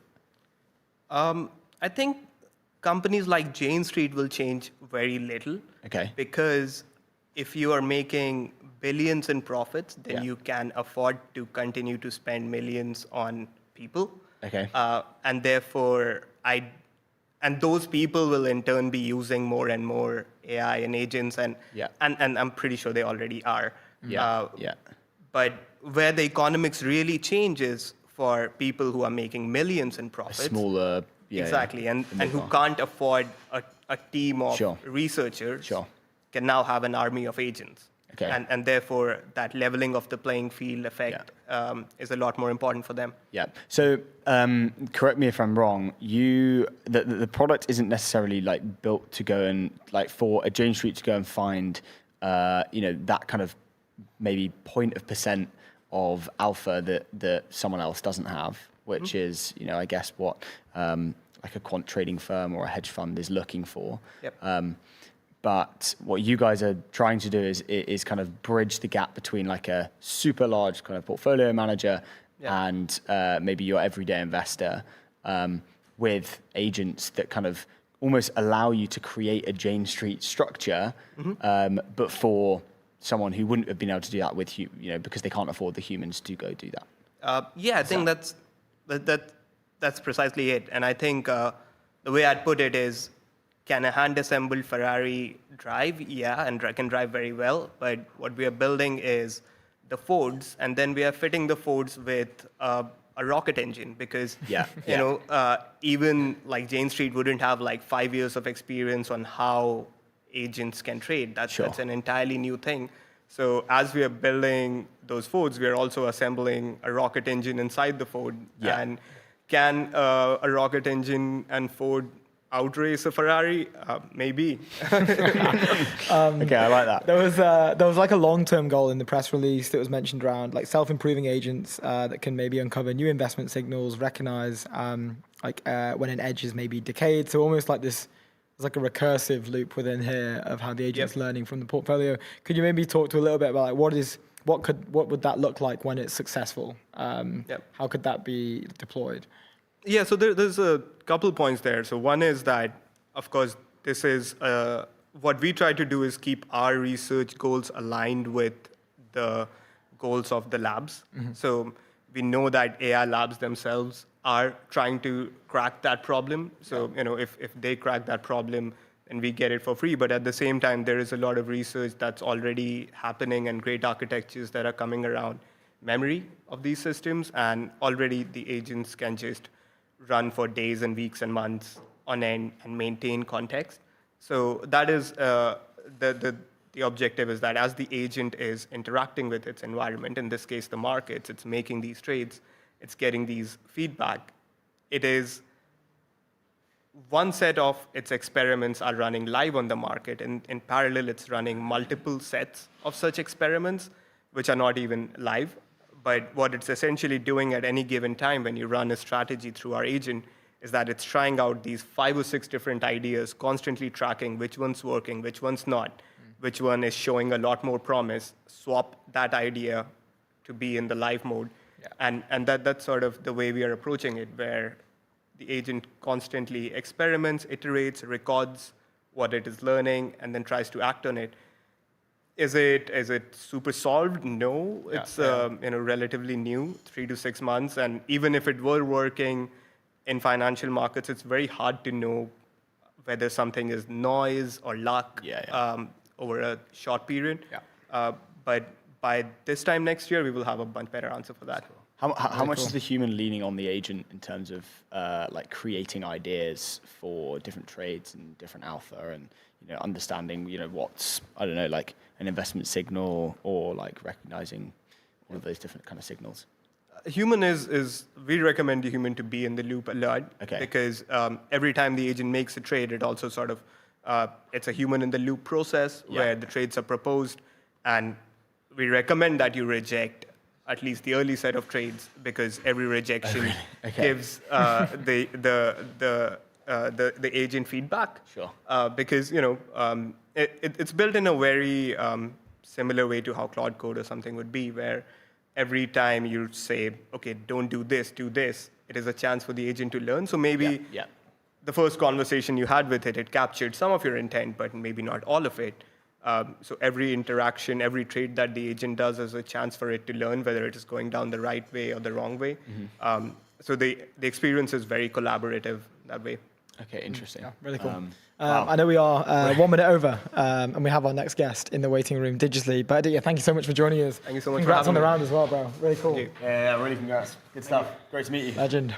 Ladies and gentlemen, here we have it. 2.5 million pre-seed led by Boulderson Capital. That is Aditya, CEO at Itoflow, coming into the studio live the day of the announcement, actually. We're going to have our next guest on pretty soon, but before we do that, we can talk about, let's talk about Base, the infrastructure of the on-chain world. Base is built to empower builders, creators, and people everywhere to build apps, grow businesses, create what they love and earn on-chain. Go to base.org. We got Ken coming in next. They've just earned 8.2 million euros for their new startup, Repodo. We'll be digging into it with him live on the show. God, the Aurora. It's looking good, right? Thing looking real good. When we were right in, let's just put it in the middle here. Get it in the middle. And we can, nice. Look at that. When we were in Greece, we had those light boxes of Panathenia. Yeah. They said Panathenia, right? Yeah, This is kind of like this, but the champagne version. Yeah, it is. This is great. Where is the champagne bottle? Oh, I took it down. It's down there. Good. I moved it. It's not gone. We've not lost it yet. We're getting thumbs up. We are ready to welcome Ken into the studio. Let's bring him onto the show. Founder at Repodo. They've just come off the back of a big raise. Let's bring in Ken. Let's do it. Ken, how are you, sir? I am good. How are you guys doing? Very well. Thank you for joining us on this big day. You have some news to share, I believe. Well, I've seen the news already, but do you maybe want to intro yourself and then also tell us the amazing news? What's happened today? Sure. It seems like you're welcoming everyone today on launch date, right? An announcement date. So we're a news channel, to be fair. We have a few. Yeah, it's brilliant. It's brilliant. Awesome. Well, look, so around 5 hours ago, we announced that not only are we building the world's first AI native audit firm, which is a bit complicated, right? Because it requires statutory auditors, but we're also announcing that with an 8.2 million euros pre-seed round, which is, Congratulations, everyone in the studio is going wild. It's my favorite show. Dude, so cool. Playing on new tune as well. Congratulations on the round. Appreciate it. This is maybe a tough space to go into. It sounds like you've chosen a hard path in particular, but one that makes a lot of sense. Could you maybe just break down Repodo for us specifically, and then we have a bunch of questions to get in, about the space, about the AI rollout within there. Well, I think first of all, I think audit is one of the only components of the finance stack that hasn't been transformed in the era of AI, right? You've seen the likes of ERP systems and bookkeeping platforms and accounting platforms. Everything has been transformed into AI, right? Nothing has happened in audit. It's still an industry that's billable by the hour. So it's a bunch of associates doing all the grind work and then shipping invoices to the client. Somewhat reactive, and everything takes months and months and months. So we're trying to do that the other way around, where we're basically using machines and agents to do all the heavy lifting. So go through the ERP platform, go through the banks, go through the payroll system, all the contracts, elevating that to the auditors. So we have statutory auditors within Repodo that are actually signing off. So I think the big change from anyone else out there is the fact that most other companies are trying to build tools for audit firms. Yeah. We're becoming the audit firm. Okay. So instead of delivering software to Big Four and to everyone else, we just want to deliver audit to all the clients. That's super clever. Nice. Because that's been a strategy for a few startups in different areas as well, where they become, we spoke to a company who's becoming the AI native law firm, where they're not necessarily providing tools for lawyers, but they are actually just doing the tasks for, for people. Can you talk to us about that strategy? And why, was there a time when you thought, okay, we can sell into the Big Four and into these audit teams? Or was it just, we are just going to go and audit, we're going to go do the task itself? Yeah. Look, so we assessed it early on, right? But we rather swiftly came to the conclusion that going after clients directly and not building software is the path forward, right? And I think it comes with a couple of opportunities also and a bit of a challenge. So look, audit is one of the industries. So my background is in banking, right? So I came from 11 years in banking, not completely dissimilar from banking. Audit is an industry that you just can't vibe code an audit platform. It comes with regulation. You need auditors. You need fit and proper approvals if you're in the UK. So it's a tough industry to crack, right? But if you do it, then suddenly you have a massive TAM waiting ahead of you. And I think just as we're tooling around with the idea, I did a company in point of sale 11 years ago. We were like one of 25 globally. Yeah. Then I did a challenger bank 10 years ago. We were maybe one of 6 in the first cohort of challenger banks. And now we find ourselves in a quadrant of 1. No one else have done it before, launching a full-scale AI native audit firm that actually tries to do audit. So it's just super exciting, the opportunity ahead of us. It's going to be really complicated and super difficult, but the size of the pie is just massively. And for now, we're the only ones trying to do it. That's awesome. I'm sure as everyone is seeing this announcement on your show, I'll have 10 competitors tomorrow, but that's life. Well, that's it. That's fine. Competition is good. You can move forward. Yeah. You do it because it is hard, and that's why we like it. And you mentioned your background, founder of Luna 2015, that grew to more than 1 million users across Denmark, Sweden, and Norway. So no strangers to this realm. What have you learned from this past experience? Like now you're the second-time founder. What have you learned from that you're bringing into Repodo? Good question. I think first of all, a couple of things that is fundamental to building a business, right? And that is being able to recruit amazing talent. So really building an awesome work environment. That's one. Raising adequate capital is also one, right? Because you want to make sure that you have gunpowder to scale the business. And then third is also like building an appealing brand and really building like a product that serves customers and that it's actually solving a problem. I think those are some of the traits that I take with me from my days at Luna. Having said that, look, coming in as an experienced founder just feels like the world has gone upside down also. So, ambitions right now is like, if you don't hit 10 million euros ARR within the first 12 months, like, are you even scaling? It's like being in the upside down world in Stranger Things, where everything is just completely changed.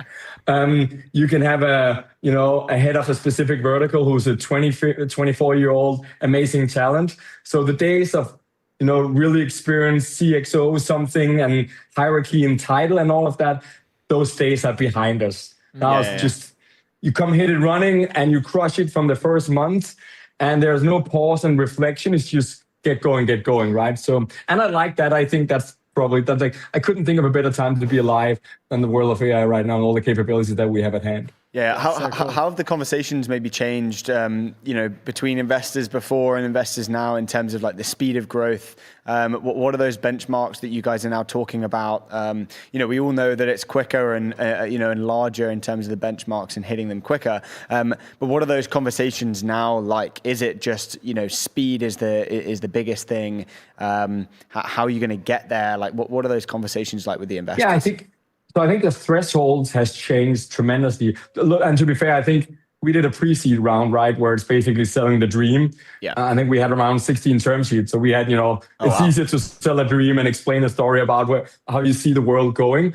But then, come the next round, then it's, the days of selling dreams are over, and now it's into the spreadsheet and look at the unit economics.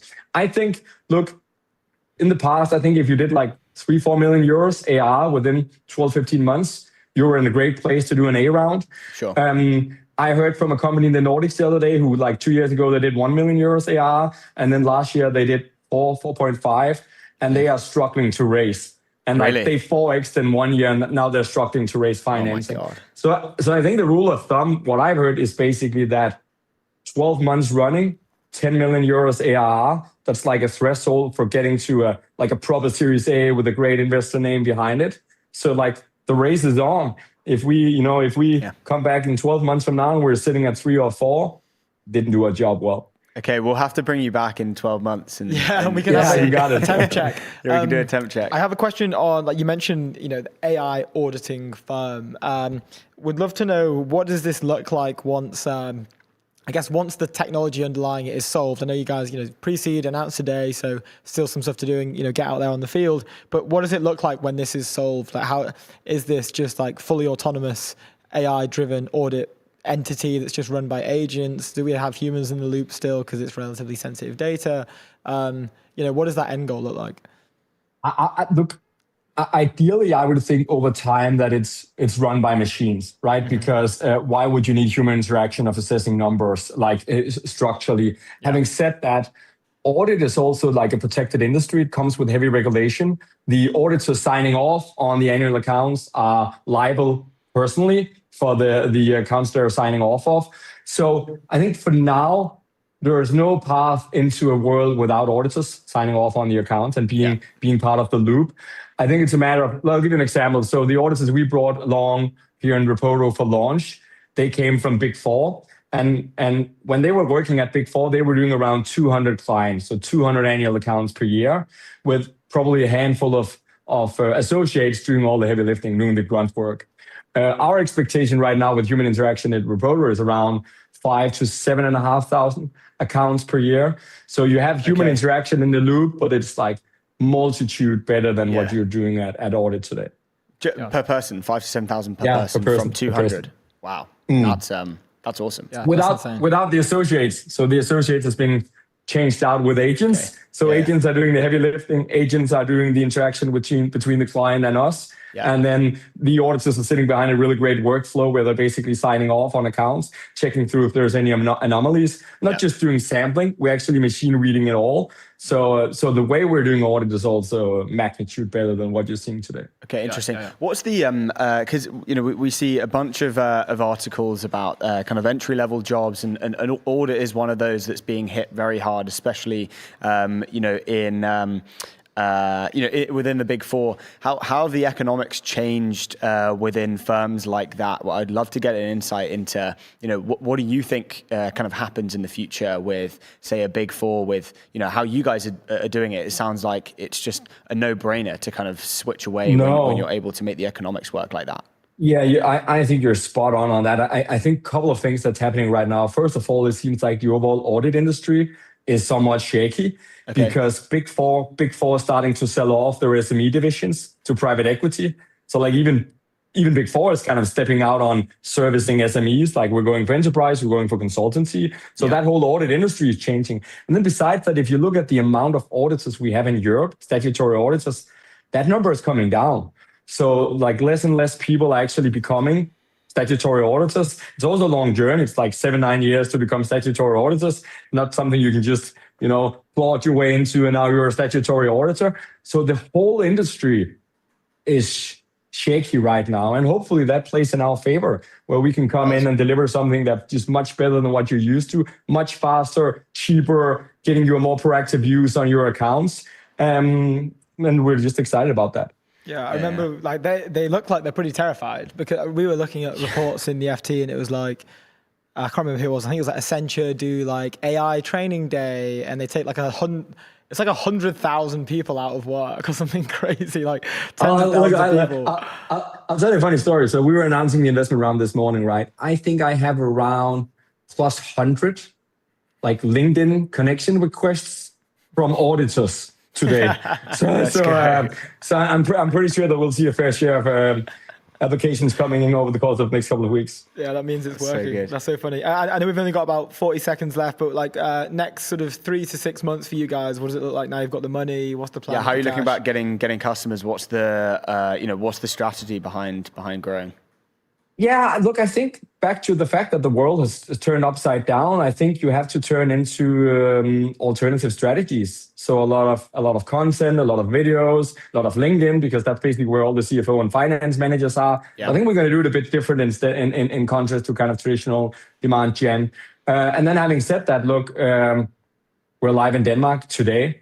We have massive ambitions, right? So I think 5-6 months out, I'm sure we're not going to be in one country, and probably not going to be in two only either. So we have a great roadmap over the coming 3-6 months. Yeah. And just before we let you go, just quickly, we speak a lot, a bit about the M&A and how M&A is becoming this kind of prevalent thing within kind of early stage companies earlier and earlier. It seems like there could be huge opportunity for you guys in the future to go and make some of those deals happen and acquire, say, an auditor, maybe that's an SME, and then you go and kind of AI kind of the hell out of it, which is great, and kind of really roll it into your product. How are you guys thinking about that? You guys are super early, but what are your thoughts about M&A? Yeah, I think we have an opportunistic mindset. And I think the revenue multiple of an audit firm is probably not near close to what we're seeing in the world of tech today. Having said that, look, there's also a challenge of acquiring an incumbent audit firm. We're seeing private equity doing that in droves right now, just gobbling up small and mid-sized audit firms. But then your question is basically, what's the tech stack that they're running on? Are they just kind of running them up and then building on the same infrastructure, or are they really trying to transform it? So I think for now, there might be specific territories where acquisition will play a role, but for others, we're more keen on just coming in hard, doing it ourselves, and then actually building the audit firm from scratch. Okay, nice, love it. Cool. Look, thanks for the time. We appreciate it. Congrats on the news, and you'll have to come back soon to give us the update. Yeah, definitely. Thank you for having me. It was a blast. Cheers, guys. We'll see you soon. Congrats again. Cheers, dude. Before we have our next guest on, let's go to Hex, the AI analytics platform where trust meets insight. Hex helps teams of all sizes by giving teammates the ability to gather insights from their data wherever they work. Go to hex.tech. We love it. It's just a new one I found over here. Do that again. We've got the Hogg. We've got the Hogginator coming in. Yeah, let's hit the chat.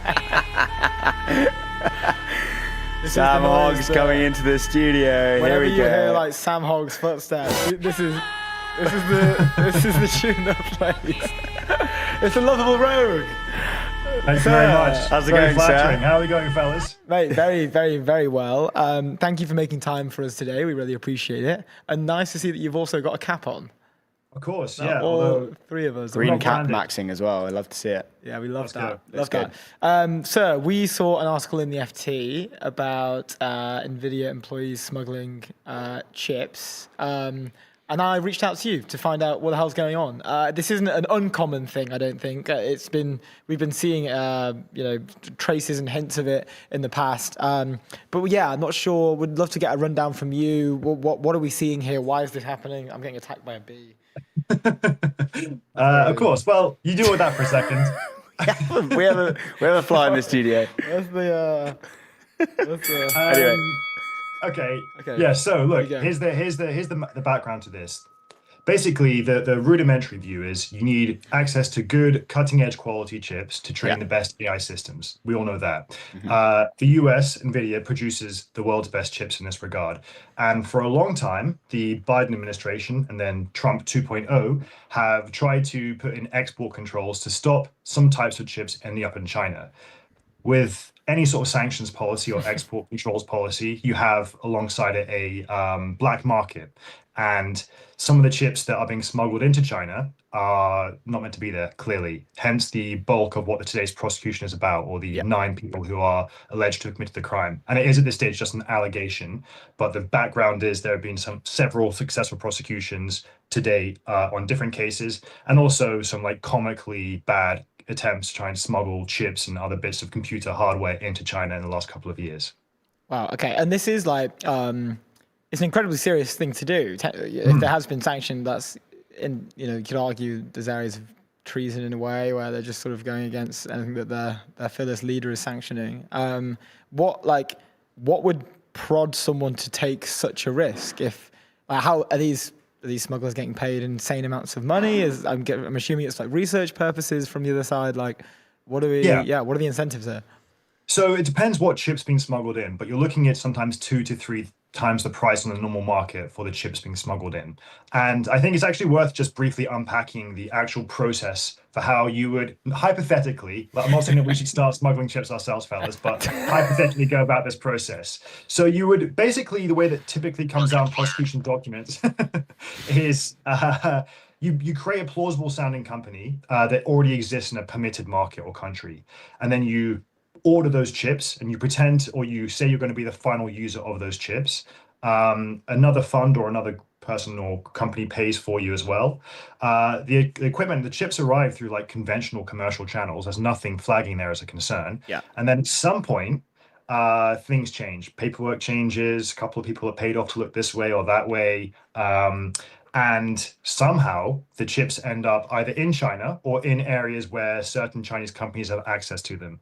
And that's borne out, early this year in February, the US administration or an official from there accused DeepSeek of training its most recent model at the time on, big racks in Mongolia using smuggled chips. So it's very convoluted. And the other key thing is that we don't really have a grasp of how many chips have ended up in China. It's sort of like in the dark at this stage. Yeah. And these are the ones that, that have been caught. This is also physical, this is physical distillation, essentially. It's like, that was a thing and still is a huge thing. And some people are saying distillation is a good thing. Some people are, really not very happy about it. But this is like, physical infrastructure to go and run models off because they're better chips. That's, that's exactly like the next stage almost. That's exactly it. So today's the specific Taiwan prosecution's office case today is around basically entire servers, not just chips. And they allege that 74 of the 130 servers ordered have made their way into China or into markets it shouldn't be in. And they've only managed to catch a certain number of the remainder via sort of their systems anyway. So that's substantial. It's not just like the actual chips. These are huge racks that require specialist cooling, specialist maintenance, stuff like that too. Yeah. It is. I mean, smuggling throughout history is always fascinating, and getting around sanctions and evading sanctions and stuff. But what drives this? Well, it's the money in this is crazy. Really, really good money if you get away with it. The cost of not getting away with it is very heavy. And then also depends where you sit on the national security versus a sort of AI accelerationist scale too, whether you think this is a treasonous thing or actually you think that it's unfair that the US is ring fencing access to these chips anyway. And so, you sit on there too. What are they doing? Because there's been backlash around kind of Jensen's positioning on supplying China. What does this kind of do to that whole conversation? Obviously, I just mentioned about the distillation stuff as well. It obviously adds a lot more fuel to the fire. But how does that kind of, when the dust settles, like what does that actually mean for this conversation? Yeah, I mean, it's a great question. I think the issue is the dust never does settle because the speed at which this stuff is going is so rapid that even things like an agreement in the export controls where actually some NVIDIA chips can end up in China on certain agreements. That was unbelievably contentious. And Washington, D.C. was awash with lobbying on both sides of the equations.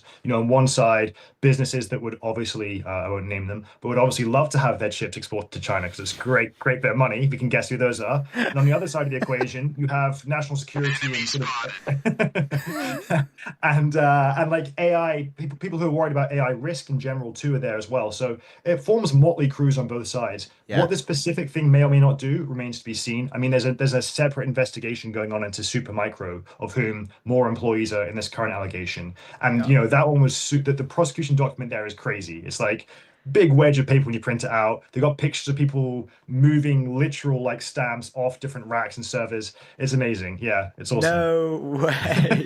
This should be like a Netflix original. Yeah, we need a Citrini analyst on the way to go. For sure. Yeah, we should send Max actually. Max. Get the intern out there. Yeah. Max, do you want to go to China? Trip to China and we Taiwan. might have to send you to China. Is that all right? Yeah, he's down. He's super pumped. Perfect. Good man. That's awesome. That's how we'll send him over there.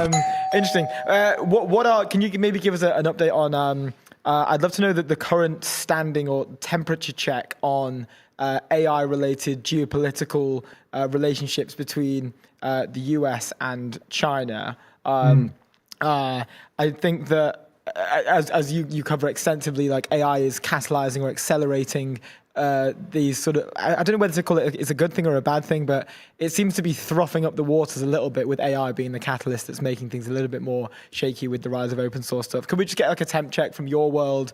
Where are things at right now? Yeah. Of course. Yeah. So probably the biggest moment in the last year on US-China AI things in general was Mythos, because post-Mythos, it's very hard to be a world leader and to look at what that was about and say like, no, that's not going to affect us. Yeah. And so that has caused people on both sides of the equation in both sets of countries to take a lot of what the San Francisco crowd was saying a bit more seriously. That's permeated its way into both the Chinese government and also obviously the US government too. And the US government's much more public with its thinking around this and some of its statements. But President Xi Jinping and President Donald Trump are due to meet very soon. She's coming over to the US, and there'll be part of that conversation that will be about AI. And my guess, and this is based on no inside information, but my guess would be the things that are front of mind for both of them are what you've alluded to there already, Luke, around distillation. That will be brought up, no doubt, by the US side, who will be saying, stop doing it. Yeah. And which is fair. Easy as that. Yeah. Yeah. Solved. And on the Chinese side, they'll be asking questions, I imagine, around post-Mythos, what's that looking like? Yeah. Where the open source conversation is right now is actually quite confused in general. I expect one of the things that we'll see, if we're talking inside baseball here, which is obviously what my entire sector is like people talking about what might happen. One of the things that we're using as a marker for potential Chinese government crackdown on this sort of stuff is if netizens manage to use an open source model to speed up a hacking of like a provincial government system or a local hospital database. Often the way that politics works in general is that you need to see an explicit, tangible example of a quote unquote worst case scenario, although those aren't worst case scenarios, obviously, before you can incentivize politicians to be like, okay, that's pretty scary. Don't like that at all. Let's clamp down. And that moment hasn't arisen yet properly. Yeah. Okay. Yeah. Interesting. You mentioned about so we already talked about the distillation side. I kind of want to touch on Jensen actually and what his position is, because he's in a really interesting position where he's incubating like a bunch of companies, almost as a government fund would do, like our Sovereign AI Fund, and kind of bringing competitors, but also potential customers up from the ranks. Can you tell us about the power that he has to be able to like fuel a conversation within this? Because I assume like if he could, he would love to do this in China as much as he's doing it in the US. I don't know if he is doing it in China, but yeah, can you tell us about the power that he has within? Because he's in the middle and could definitely go and sell to China and go and incubate a bunch of companies over there as well. Definitely. I mean, taking a step back, one of the things I try and argue quite often for politicians and policymakers who aren't from the space is treat these people and these people in these companies as small sovereign states. Yeah. In many cases, they're not small, but treat them as sovereign states. They have entire teams dedicated to foreign policy and diplomacy, entire teams dedicated to national security, and entire teams dedicated to influencing, manipulating, and lobbying the conversations in the most critical capitals around the world, of which Jensen is one of those people. Yeah. And if you take his, like, the interesting thing with him particularly is his philosophy is very different from the national security apparatus's philosophy in the US. There's commercial reasons for that, but it's too easy to say this is purely commercial. He might argue, and NVIDIA and others might argue, actually, like, there's no moral correctness and right to suffocate Chinese access to these chips to build better frontier models and to build better models they can send throughout the population. I mean, his Dwarkesh interview was fascinating in terms of like digging into the psychology of someone running that thing. But to your point, you know, this guy's running a company that is so big and so influential and is now embedded so deeply in the ecosystem that just by purely the gravitas of what it does, it influences and pulls and pushes as it wants to. Yeah, really cool. On the China side of things, we had this fellow called Azim in recently, who he just got back off the trip from China, had done like a huge report, which was really interesting, and we were lucky enough to have him kind of walk us through it and what he saw. And he said something really interesting. Like, he found that when they were discussing, and we were asking a bunch of questions around like AGI and is that like top of mind in every single conversation, like in the AI like districts, whatever. But also like the competitively with the US. And he mentioned there's like that they're actually quite hyper focused on competing regionally. So like one district will be like the robo-taxi district, and one district would be like, oh, that's like the AI districts, and one is maybe like robotics in general. Would be curious to see if that like rings any bells for you in terms of like how China operates as a state. And yeah, I guess there's a lot of sort of, I think maybe in many ways, we're hearing that from me, I was like, oh, are we like overestimating how much they care. Yeah, really. And how much like the AGI dialogue is a thing. I mean, I imagine like at the official level right at the top, maybe yes, because then it's related to like the potential safety of a nation. But like on the ground level, would be curious if you've seen anything, you know, in your previous role in the relationship that you had there.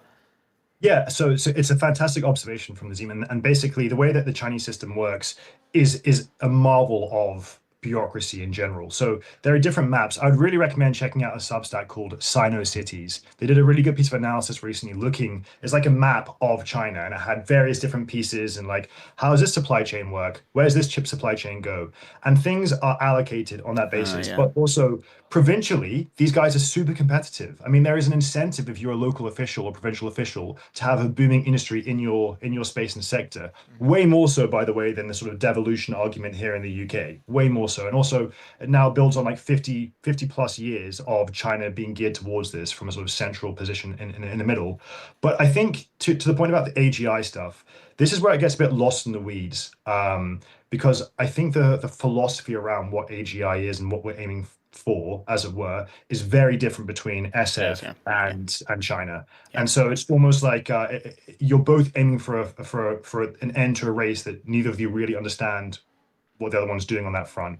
I think they're very geared towards like, we need to make sure we can have this stuff implemented and working and, you know, trickling down through our economy. But it's obviously China is so huge, right? It's 1 billion plus people, an amazingly complex bureaucracy, amazingly complex tension, by the way, between the AI companies as they come through, and also the central government and provincial governments. And just by the way, worth reminding ourselves what happened to Jack Ma when he was perceived to be moving with a bit too much swag in his respective space. Okay, so this is not a system that necessarily rewards entrepreneurs going right to the endpoint like that. There is definitely flaws that you can fall into and trapdoors along the way. And what ended, like, how did that story actually end? Because I know he disappeared for a while. You know, CEO of one of the largest, if not the largest of you know, the region, was missing for like over how many months? It was like 3 months, wasn't it? It's like a good amount of time. Yeah, a good amount of time. I don't think the story has ended yet. I think Jack Ma is floating around doing interesting things.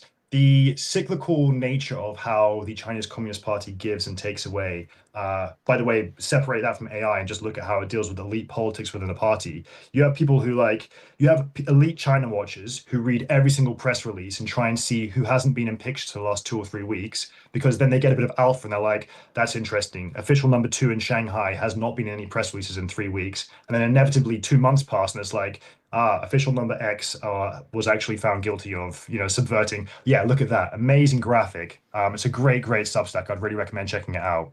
Here you go. You can see the. Wait, sorry, what am I looking at? So the different flows of like equipment and materials for fabs, where the customers are going and where they're buying from, everything. Oh, wow. What do you take from this map specifically? Like I'm intrigued because I don't know enough about this, about China specifically. What do you take from this map?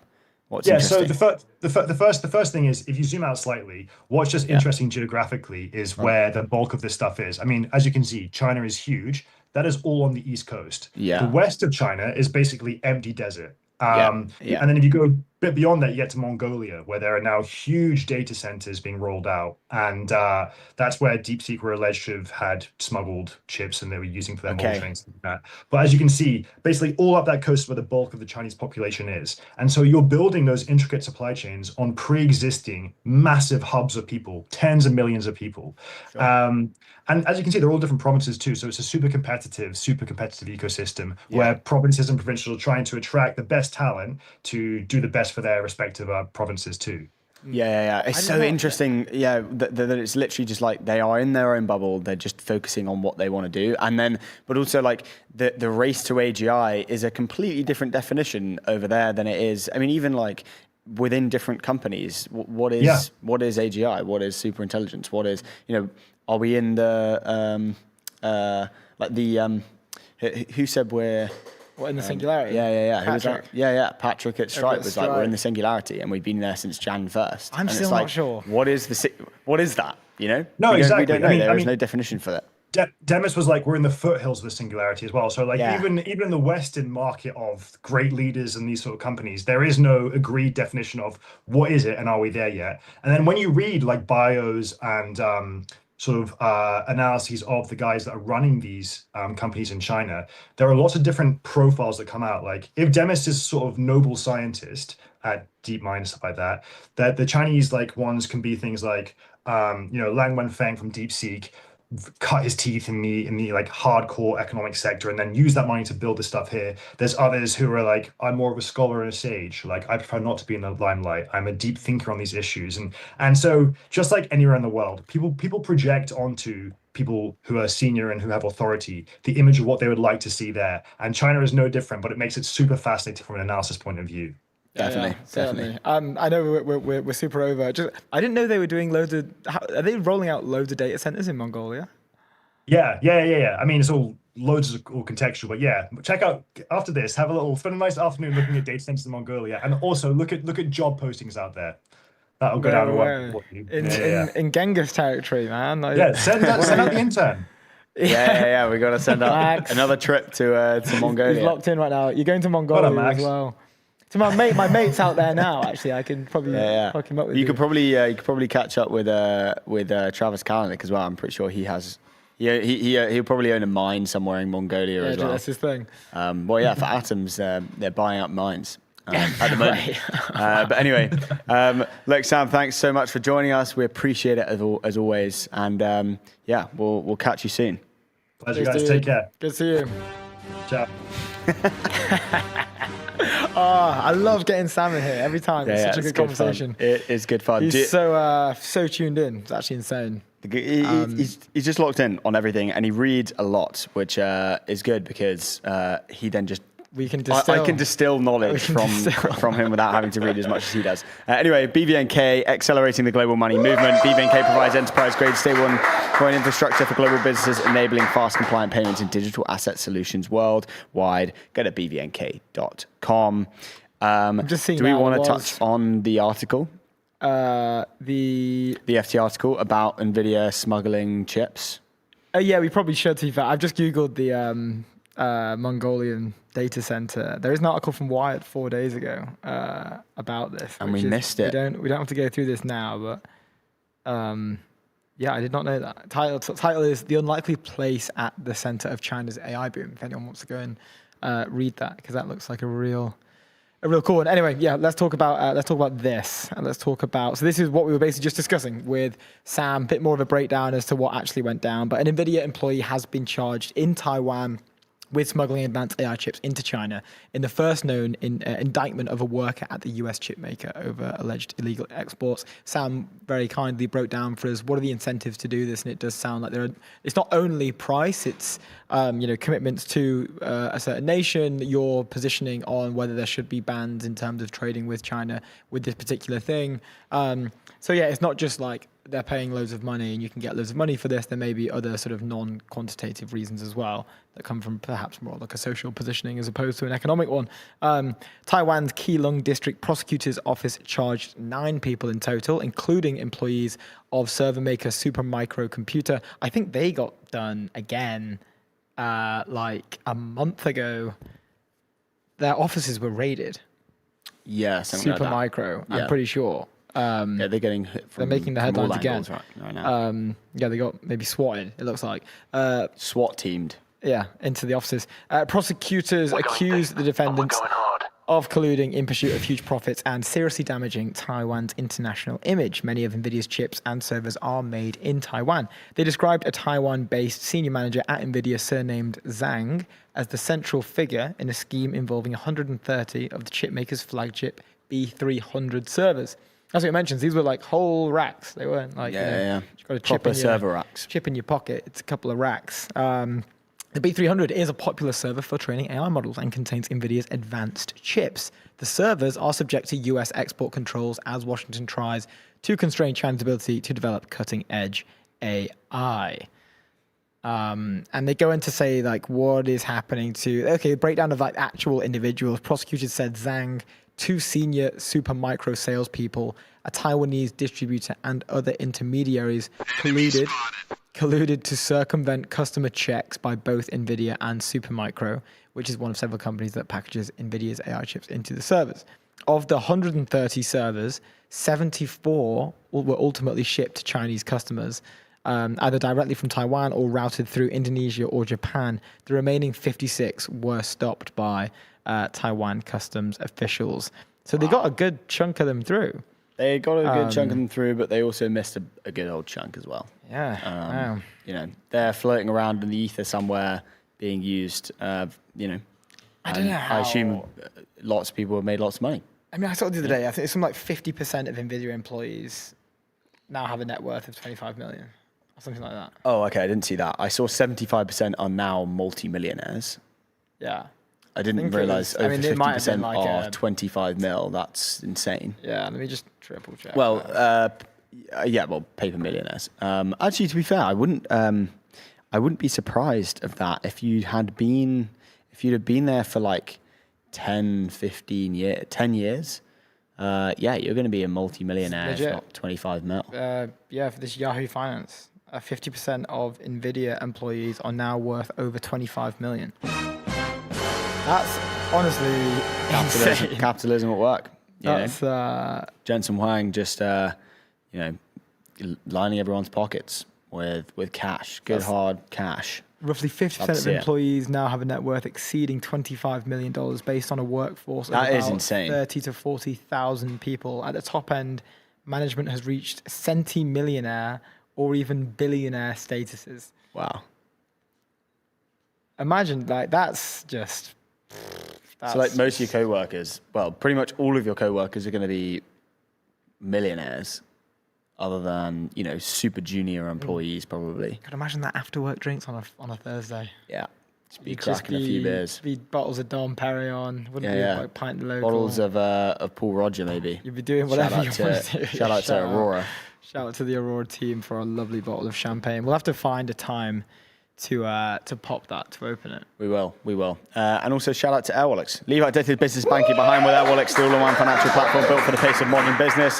Multi-currency accounts, corporate cards, expense management, online payments, all in one platform. Go to airwallex.com. Legends of the game. Amazing stuff. We can move on. Before we have our next guest on, we have 3 minutes. We could probably touch on this Porsche story in 3 mins. We can touch on most of it. This was reported by Bloomberg and actually took over the timeline quite considerably. Not very many people were too happy about it. Porsche inked a $1.5 billion AI deal with India's Tata consultancy. most people in the UK would know Tata Consultancy as TCS. TCS sponsor the London Marathon. You would have recognized their logo. So go and have a look at TCS and you'll be like, oh, no way. But anyway, let me dive into the story. Porsche AG partnered with TCS for deploying artificial intelligence in a $1.5 billion deal while agreeing to sell its consulting unit to the Indian software services company. The 5-year partnership aims to enable AI across Porsche's engineering, manufacturing, operations, and customer experience functions, according to a statement by TCS on Monday. The Indian firm would also buy the sports car maker's Germany-based consultancy unit, MHP Management, for an enterprise value of 320 million euros under the broader deal. Essentially, Porsche have sold part of its kind of like strategy to focus on the core business, while TCF are kind of doing all the other bits. That's like the kind of main focus. Also, the partnership gives TCS kind of stronger foothold in Europe. Can they be a stronger consulting partner for like the broader industry? Who knows? TCS came out with an announcement on X saying, we have entered into a strategic partnership with Porsche AG to accelerate the future of AI-powered mobility. As part of this collaboration, TCS will acquire MHP Porsche's management and IT consulting subsidiary. What does the partnership mean? The core objectives establish a dedicated AI mobility center of excellence to turn AI ideas into secure, scalable solutions. Scale transformation to deliver significant business outcomes for Porsche's organization, and then a few other things. Now, Ro, can you pull this tweet up? There's a tweet that I thought was super interesting from a guy called Vinod Srivasran. You will understand why I butchered that because you will look at his name when you pull it up. This is interesting. He said, he kind of obviously pushed this narrative and said TCS won a $1.5 billion Porsche deal and bought Porsche's IT arm. Headlines are calling it a mega deal. But then again, realistically, it's, it's pretty AI slot, but it's the signal, not the number. If you think about the number, $290 million a year, TCS make $30 billion a year. So the contract is under 1% of revenue. So it doesn't really do much in terms of the number. It's really, I think the trad media articles have pushed this out as like flagship deal. Very, very big, but realistically not so big. So there's media hype. Does it really do anything? Not really. But what's most interesting is TCS are basically changing their tactics. They've been acquiring businesses. I think they spent like $12 billion over the last year to go and buy a bunch of companies because they're not organically growing. So it's like they're just management is basically saying we're just buying growth. Essentially, we're buying. The old strats aren't working. Growth is slowing. We're going to go and buy extra capabilities, specialized skills, already like customer relationships. That's how we're going to grow. And I think it's a super interesting deal. Obviously, people on the other side, the Porsche side, weren't too happy about it because Porsche is obviously known as this, German-rooted, very European country. Do we want a TCS from another country kind of coming in and calling some shots? I'm not that opposed to it. I don't think it's going to, drastically change what Porsche do over the next, number of years. I think the narrative with combustion engines is still strong. I think just integrating some AI into manufacturing processes, making the stock do better is good. We can see what Porsche's stock's doing. How are they doing? We do. Well, let me just have a look. Porsche automobile stock is down 1.37 at market open. 5 days is up 0.6. 1 month is up 0.8. So sounds like they're doing fine. They're doing all right. Nothing crazy. Down 1.3% today in pre-market.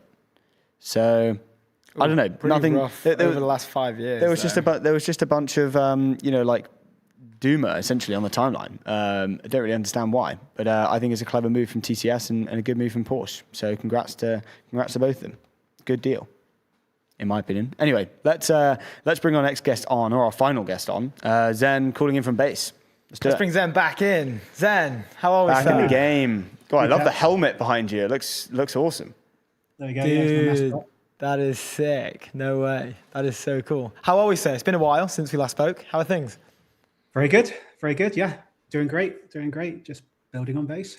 Amazing stuff. Love to. What else would one be doing? So much to discuss. You have some news that dropped. Is it yesterday it dropped? Right? I think so. Yeah. Yep. So we launched tokenized stocks on base as of yesterday. Let's Okay. go. What does that mean? Yeah, What does let's blow this tokenized stocks on base mean? What does this push mean? And yeah, would love a full temperature check. Sure. Yeah. So tokenized stocks are real legal stocks. So real shares, which have been tokenized by Coinbase and are available to trade on base. The shares are backed 1-for-1 with a real share. They are stored in a regulated custodian, and they are a full legal claim over the underlying share. And what, compare this to, I'm a consumer and I want to purchase tokenized stocks. Like, why would I want to go for the tokenized stocks if I could go to my current account? I'm assuming maybe it's 24/7, bridges with other cryptocurrencies. But yeah, maybe from your side, what was the main thinking here? Yeah, a few things. One is access. So maybe in the UK or the US, it's quite easy to buy US stocks. In other countries, it's not so easy. And so being able to buy and trade these stocks across DeFi, across decentralized protocols, means access is obviously far greater. And not only access, but maybe you can buy stocks in one country, but it's not that cheap or there's friction. Obviously 24/7, so these stocks trade all the time. You can trade it at the weekend or at 3 a.m. At night.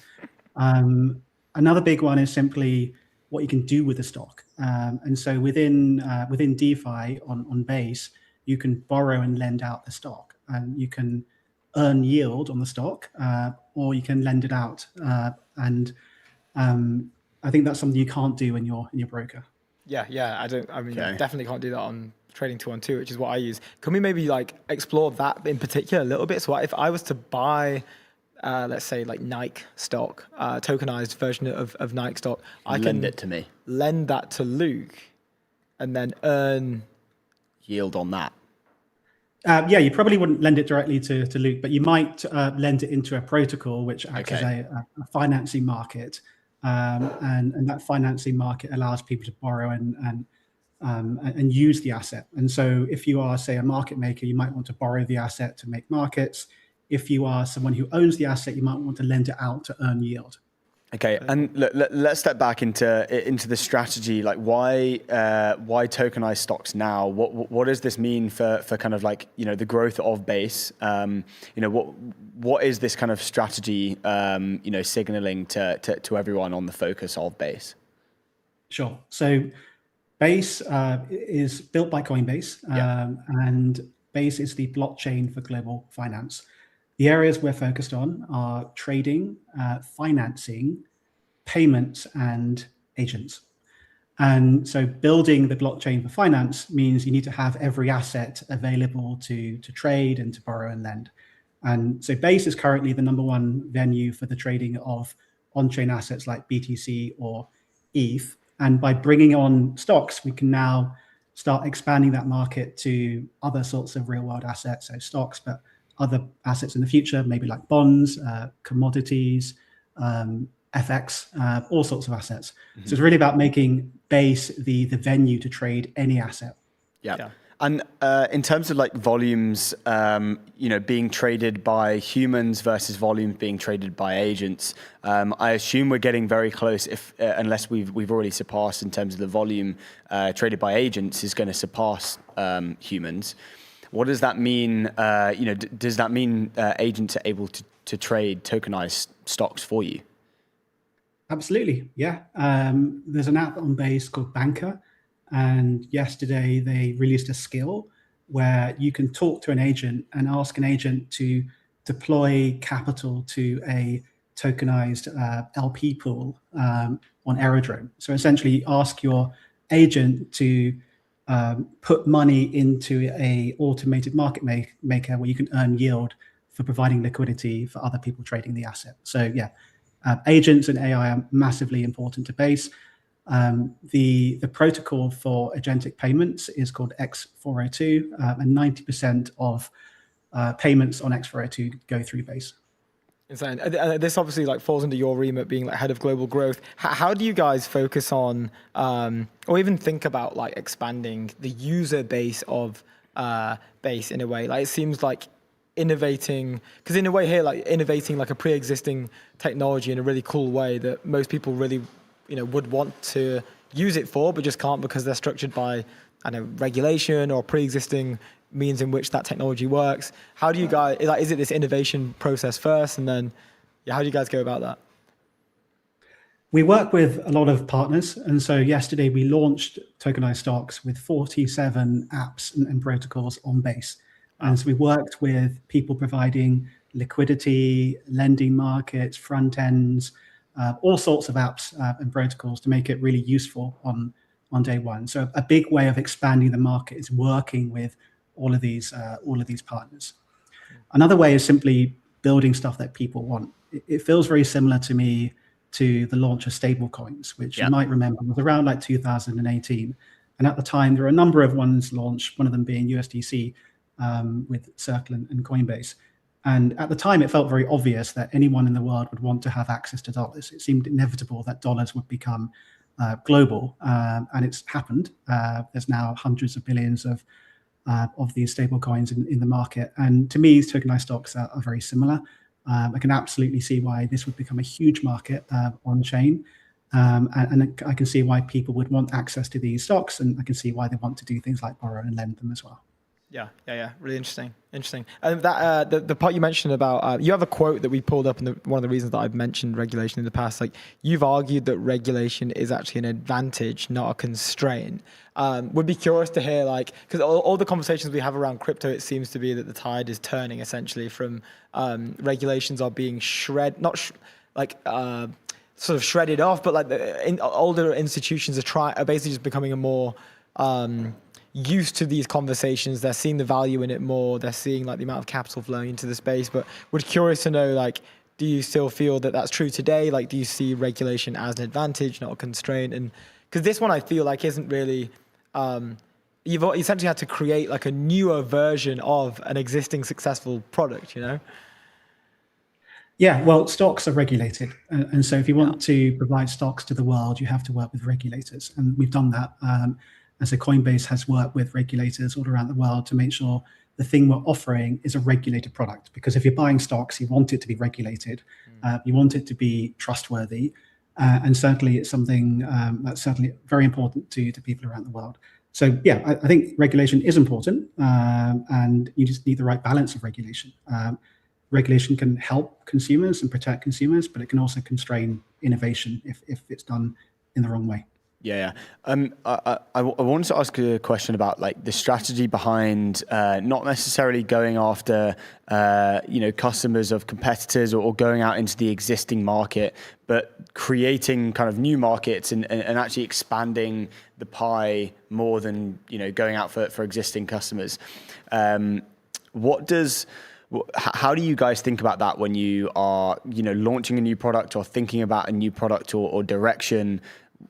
What does that look like right at the beginning? And then kind of take us through the journey of launch, going from the beginning of idea stage to actually launching that, and launching it into a new market to actually increase the size of the pie.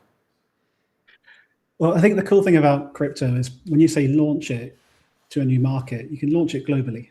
Yeah. And these stocks are available globally to the market. And I think we're going to see this more and more, which is markets will become more and more global, and liquidity will be aggregated more and more. I think when you're launching a new product, obviously you need to think about what's your differentiation, like what makes this product better than the other products out there. And for me, it's two things in this particular product. One of them is the structure. And so it being regulated, it being truly one-for-one, being truly legal ownership over the underlying share That's incredibly important, especially if you want to onboard, let's say, investors, like long-term investors. You want the real share. You don't want it to be a debt instrument or a derivative or some sort of synthetic thing. Yeah. And the second thing is you need to beat the market by being more liquid. An asset is only as useful as like how liquid it is, really, i.e. how easy it is to buy and sell that asset in different hours. And so a big part of our launch was making sure that we had really deep liquidity for these assets, so that when you buy and sell them, the bid offer spread was something that's really tight compared to competitors. So I think in this particular case, it's really, what do people want? They want trusted assets and they want them cheap and liquid. Yeah. Do you see then like a world where, cause we've already started seeing, I can't remember what brokerage account it was the other day, but they were saying that they were about to roll out 24/7 trading of just, standard stocks. But it seems like there is a trend where the market is pulling these incumbents towards where it is something that's on all the time. It is something that's globally available. I mean, there are obvious restrictions for why someone couldn't do as something that Base is doing. But like, how do you see this thing progressing then? Like, what do you see the future here is? I'm sure there's probably like an agentic element added within it, but where does this go? If it is 24/7, if it is on all the time, and it must be it's a great thing for like liquidity and for commerce. But yeah, it'd be interesting to get like your take and Base's take. Yeah, I mean, it's 24/7 by default. I mean, crypto has always been 24/7, and so it will be 24/7. I think it's quite funny though, because if you think about it, it's not like the markets were not 24/7 because no one could do it 24/7. They just closed it because it was just difficult to keep it open all the time. Someone had to like balance the books. I used to be a trader. I was very happy to go home at the end of the day and not have to worry about my positions. And so there is some benefit of it not being 24/7 for people actually like managing the stuff. Obviously, it's better for consumers and the market to be 24/7, and blockchain and on-chain protocols make it possible to be 24/7, which is great. And I think, over time, to be competitive, other markets and other apps will have to move to 24/7 trading. Yeah, 100%. Let's just before we let you go, let's talk about the base batches and a few. I think I can't remember the last time we had you on. Let's say 3 or 4 months ago. Anything else that's come out of the base batches that you guys have been super surprised about? What's the kind of main trend within people building on base? Would love to get a temp check on that as well. So the big news, we've announced base batches 4. And so if you are a startup building on Base, I encourage you to go to base.org and find Base Batches and apply. And Base Batches is a full-blown accelerator. You get 100K in funding from Base, along with a spot in New York at our demo day in front of investors for a chance to raise a lot more.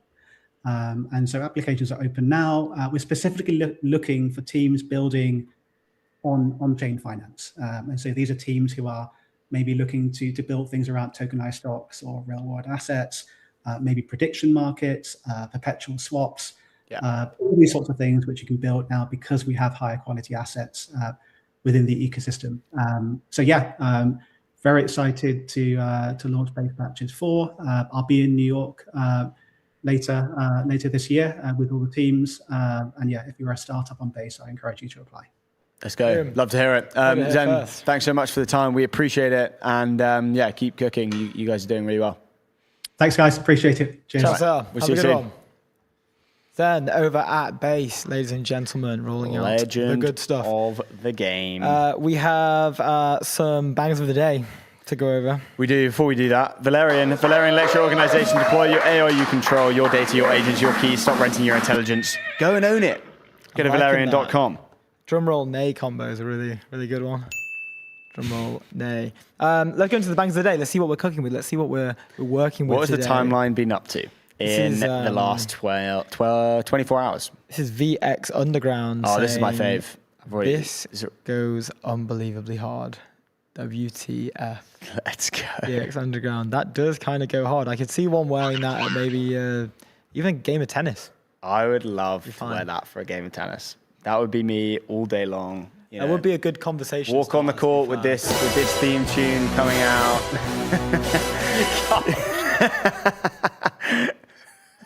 You can't play that. What about this one? That's much better.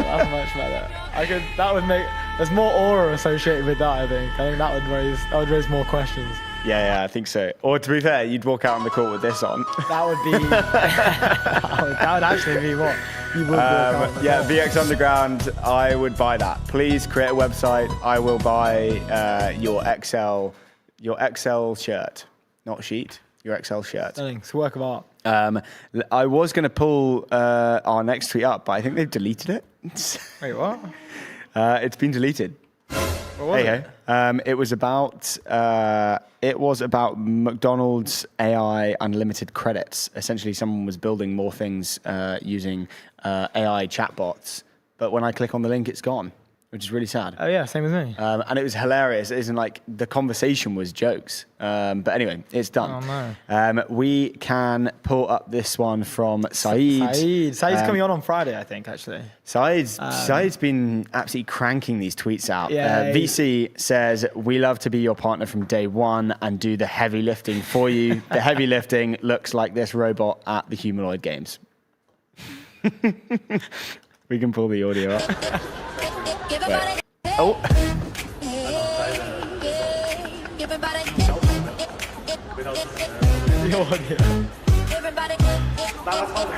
What is this audio? It dies. The robot dies. So good. Anyway. Don't trust a VC who says they do the heavy lifting from day one. So he tells them, well, low cap banger, 527, deserves a lot more. I love that low cap banger. That's a good one though. This is. Did you put this in? This is my favorite. I saw this actually. I forgot to put it in. This is Flowers at Flowers Slop. Sam Altman in different variations. This is actually this is my favorite one. I think out of all the variations we are going to look at today, the Fusey sort of F-boy look, which is quite good. The second one's my favorite. Chad Altman. Oh wow, is that his face? I think it is, but the fact that he has a beard and no hair and he's wham makes it look not like him at all. Very not like him. Okay, long hair, Sam. I'm not sure if this is meant to be a woman or just Sam with long hair. I think Sam with long hair. He looks good. Yeah, just Sam with long hair. And then we have female goth Sam, actually, at the end, which does kind of suit him, I think. It's not actually a bad look for him. What's your favourite look? I think it's got to be like the Fusey here. Do you reckon? Matcha, performative male Sam. I'm a Chad Altman guy. Chad Altman. But yeah, just great tweet. Very, very, very large there, doesn't he? Great tweet. That's Flowers. Next one, we'll pull the next one up. We have this from L3 Tweet Engineer at Mega Based Chad. It says, "Why are you here? I thought you were financially stable." And it's our boys, SBF, Leopold, cranking it in. Although not SBF, Leopold's bouncing back. He's good. He's actually good. As we saw from the Rhine group, he's cooking for European tech, for European progression. He's not in the camp of SBF anymore. He was never. He wasn't doing anything illegal. No, he was all good. He just got seriously margin called. Yeah. And even then he was up. So even then he was up for him. This is from Julia at Jew Mellow. She says, imagine having an arch nemesis and you're only a regular nemesis to them. You get nemesis mogged. That would be pretty embarrassing. Wouldn't be a good day for that. I got 810k. I like that. At 2 p.m. Julia, that's good. Yesterday. I thought that was good. I think we both know the banger. Probably. Should we pull up the let's pull up the heavy. I think it's got to be the heavy metal banger. The goth banger. Let's do it. It's got to be Summer, I think. Banger of the day. For us. Incoming. Congratulations, the Flowers slot. That's a banger. Nice. Love to see it. Anyway, thanks so much for joining us. We appreciate it. We will see you very, very soon, approximately in 24 hours. Ciao. See you later. Thank you, guys. That's what I was on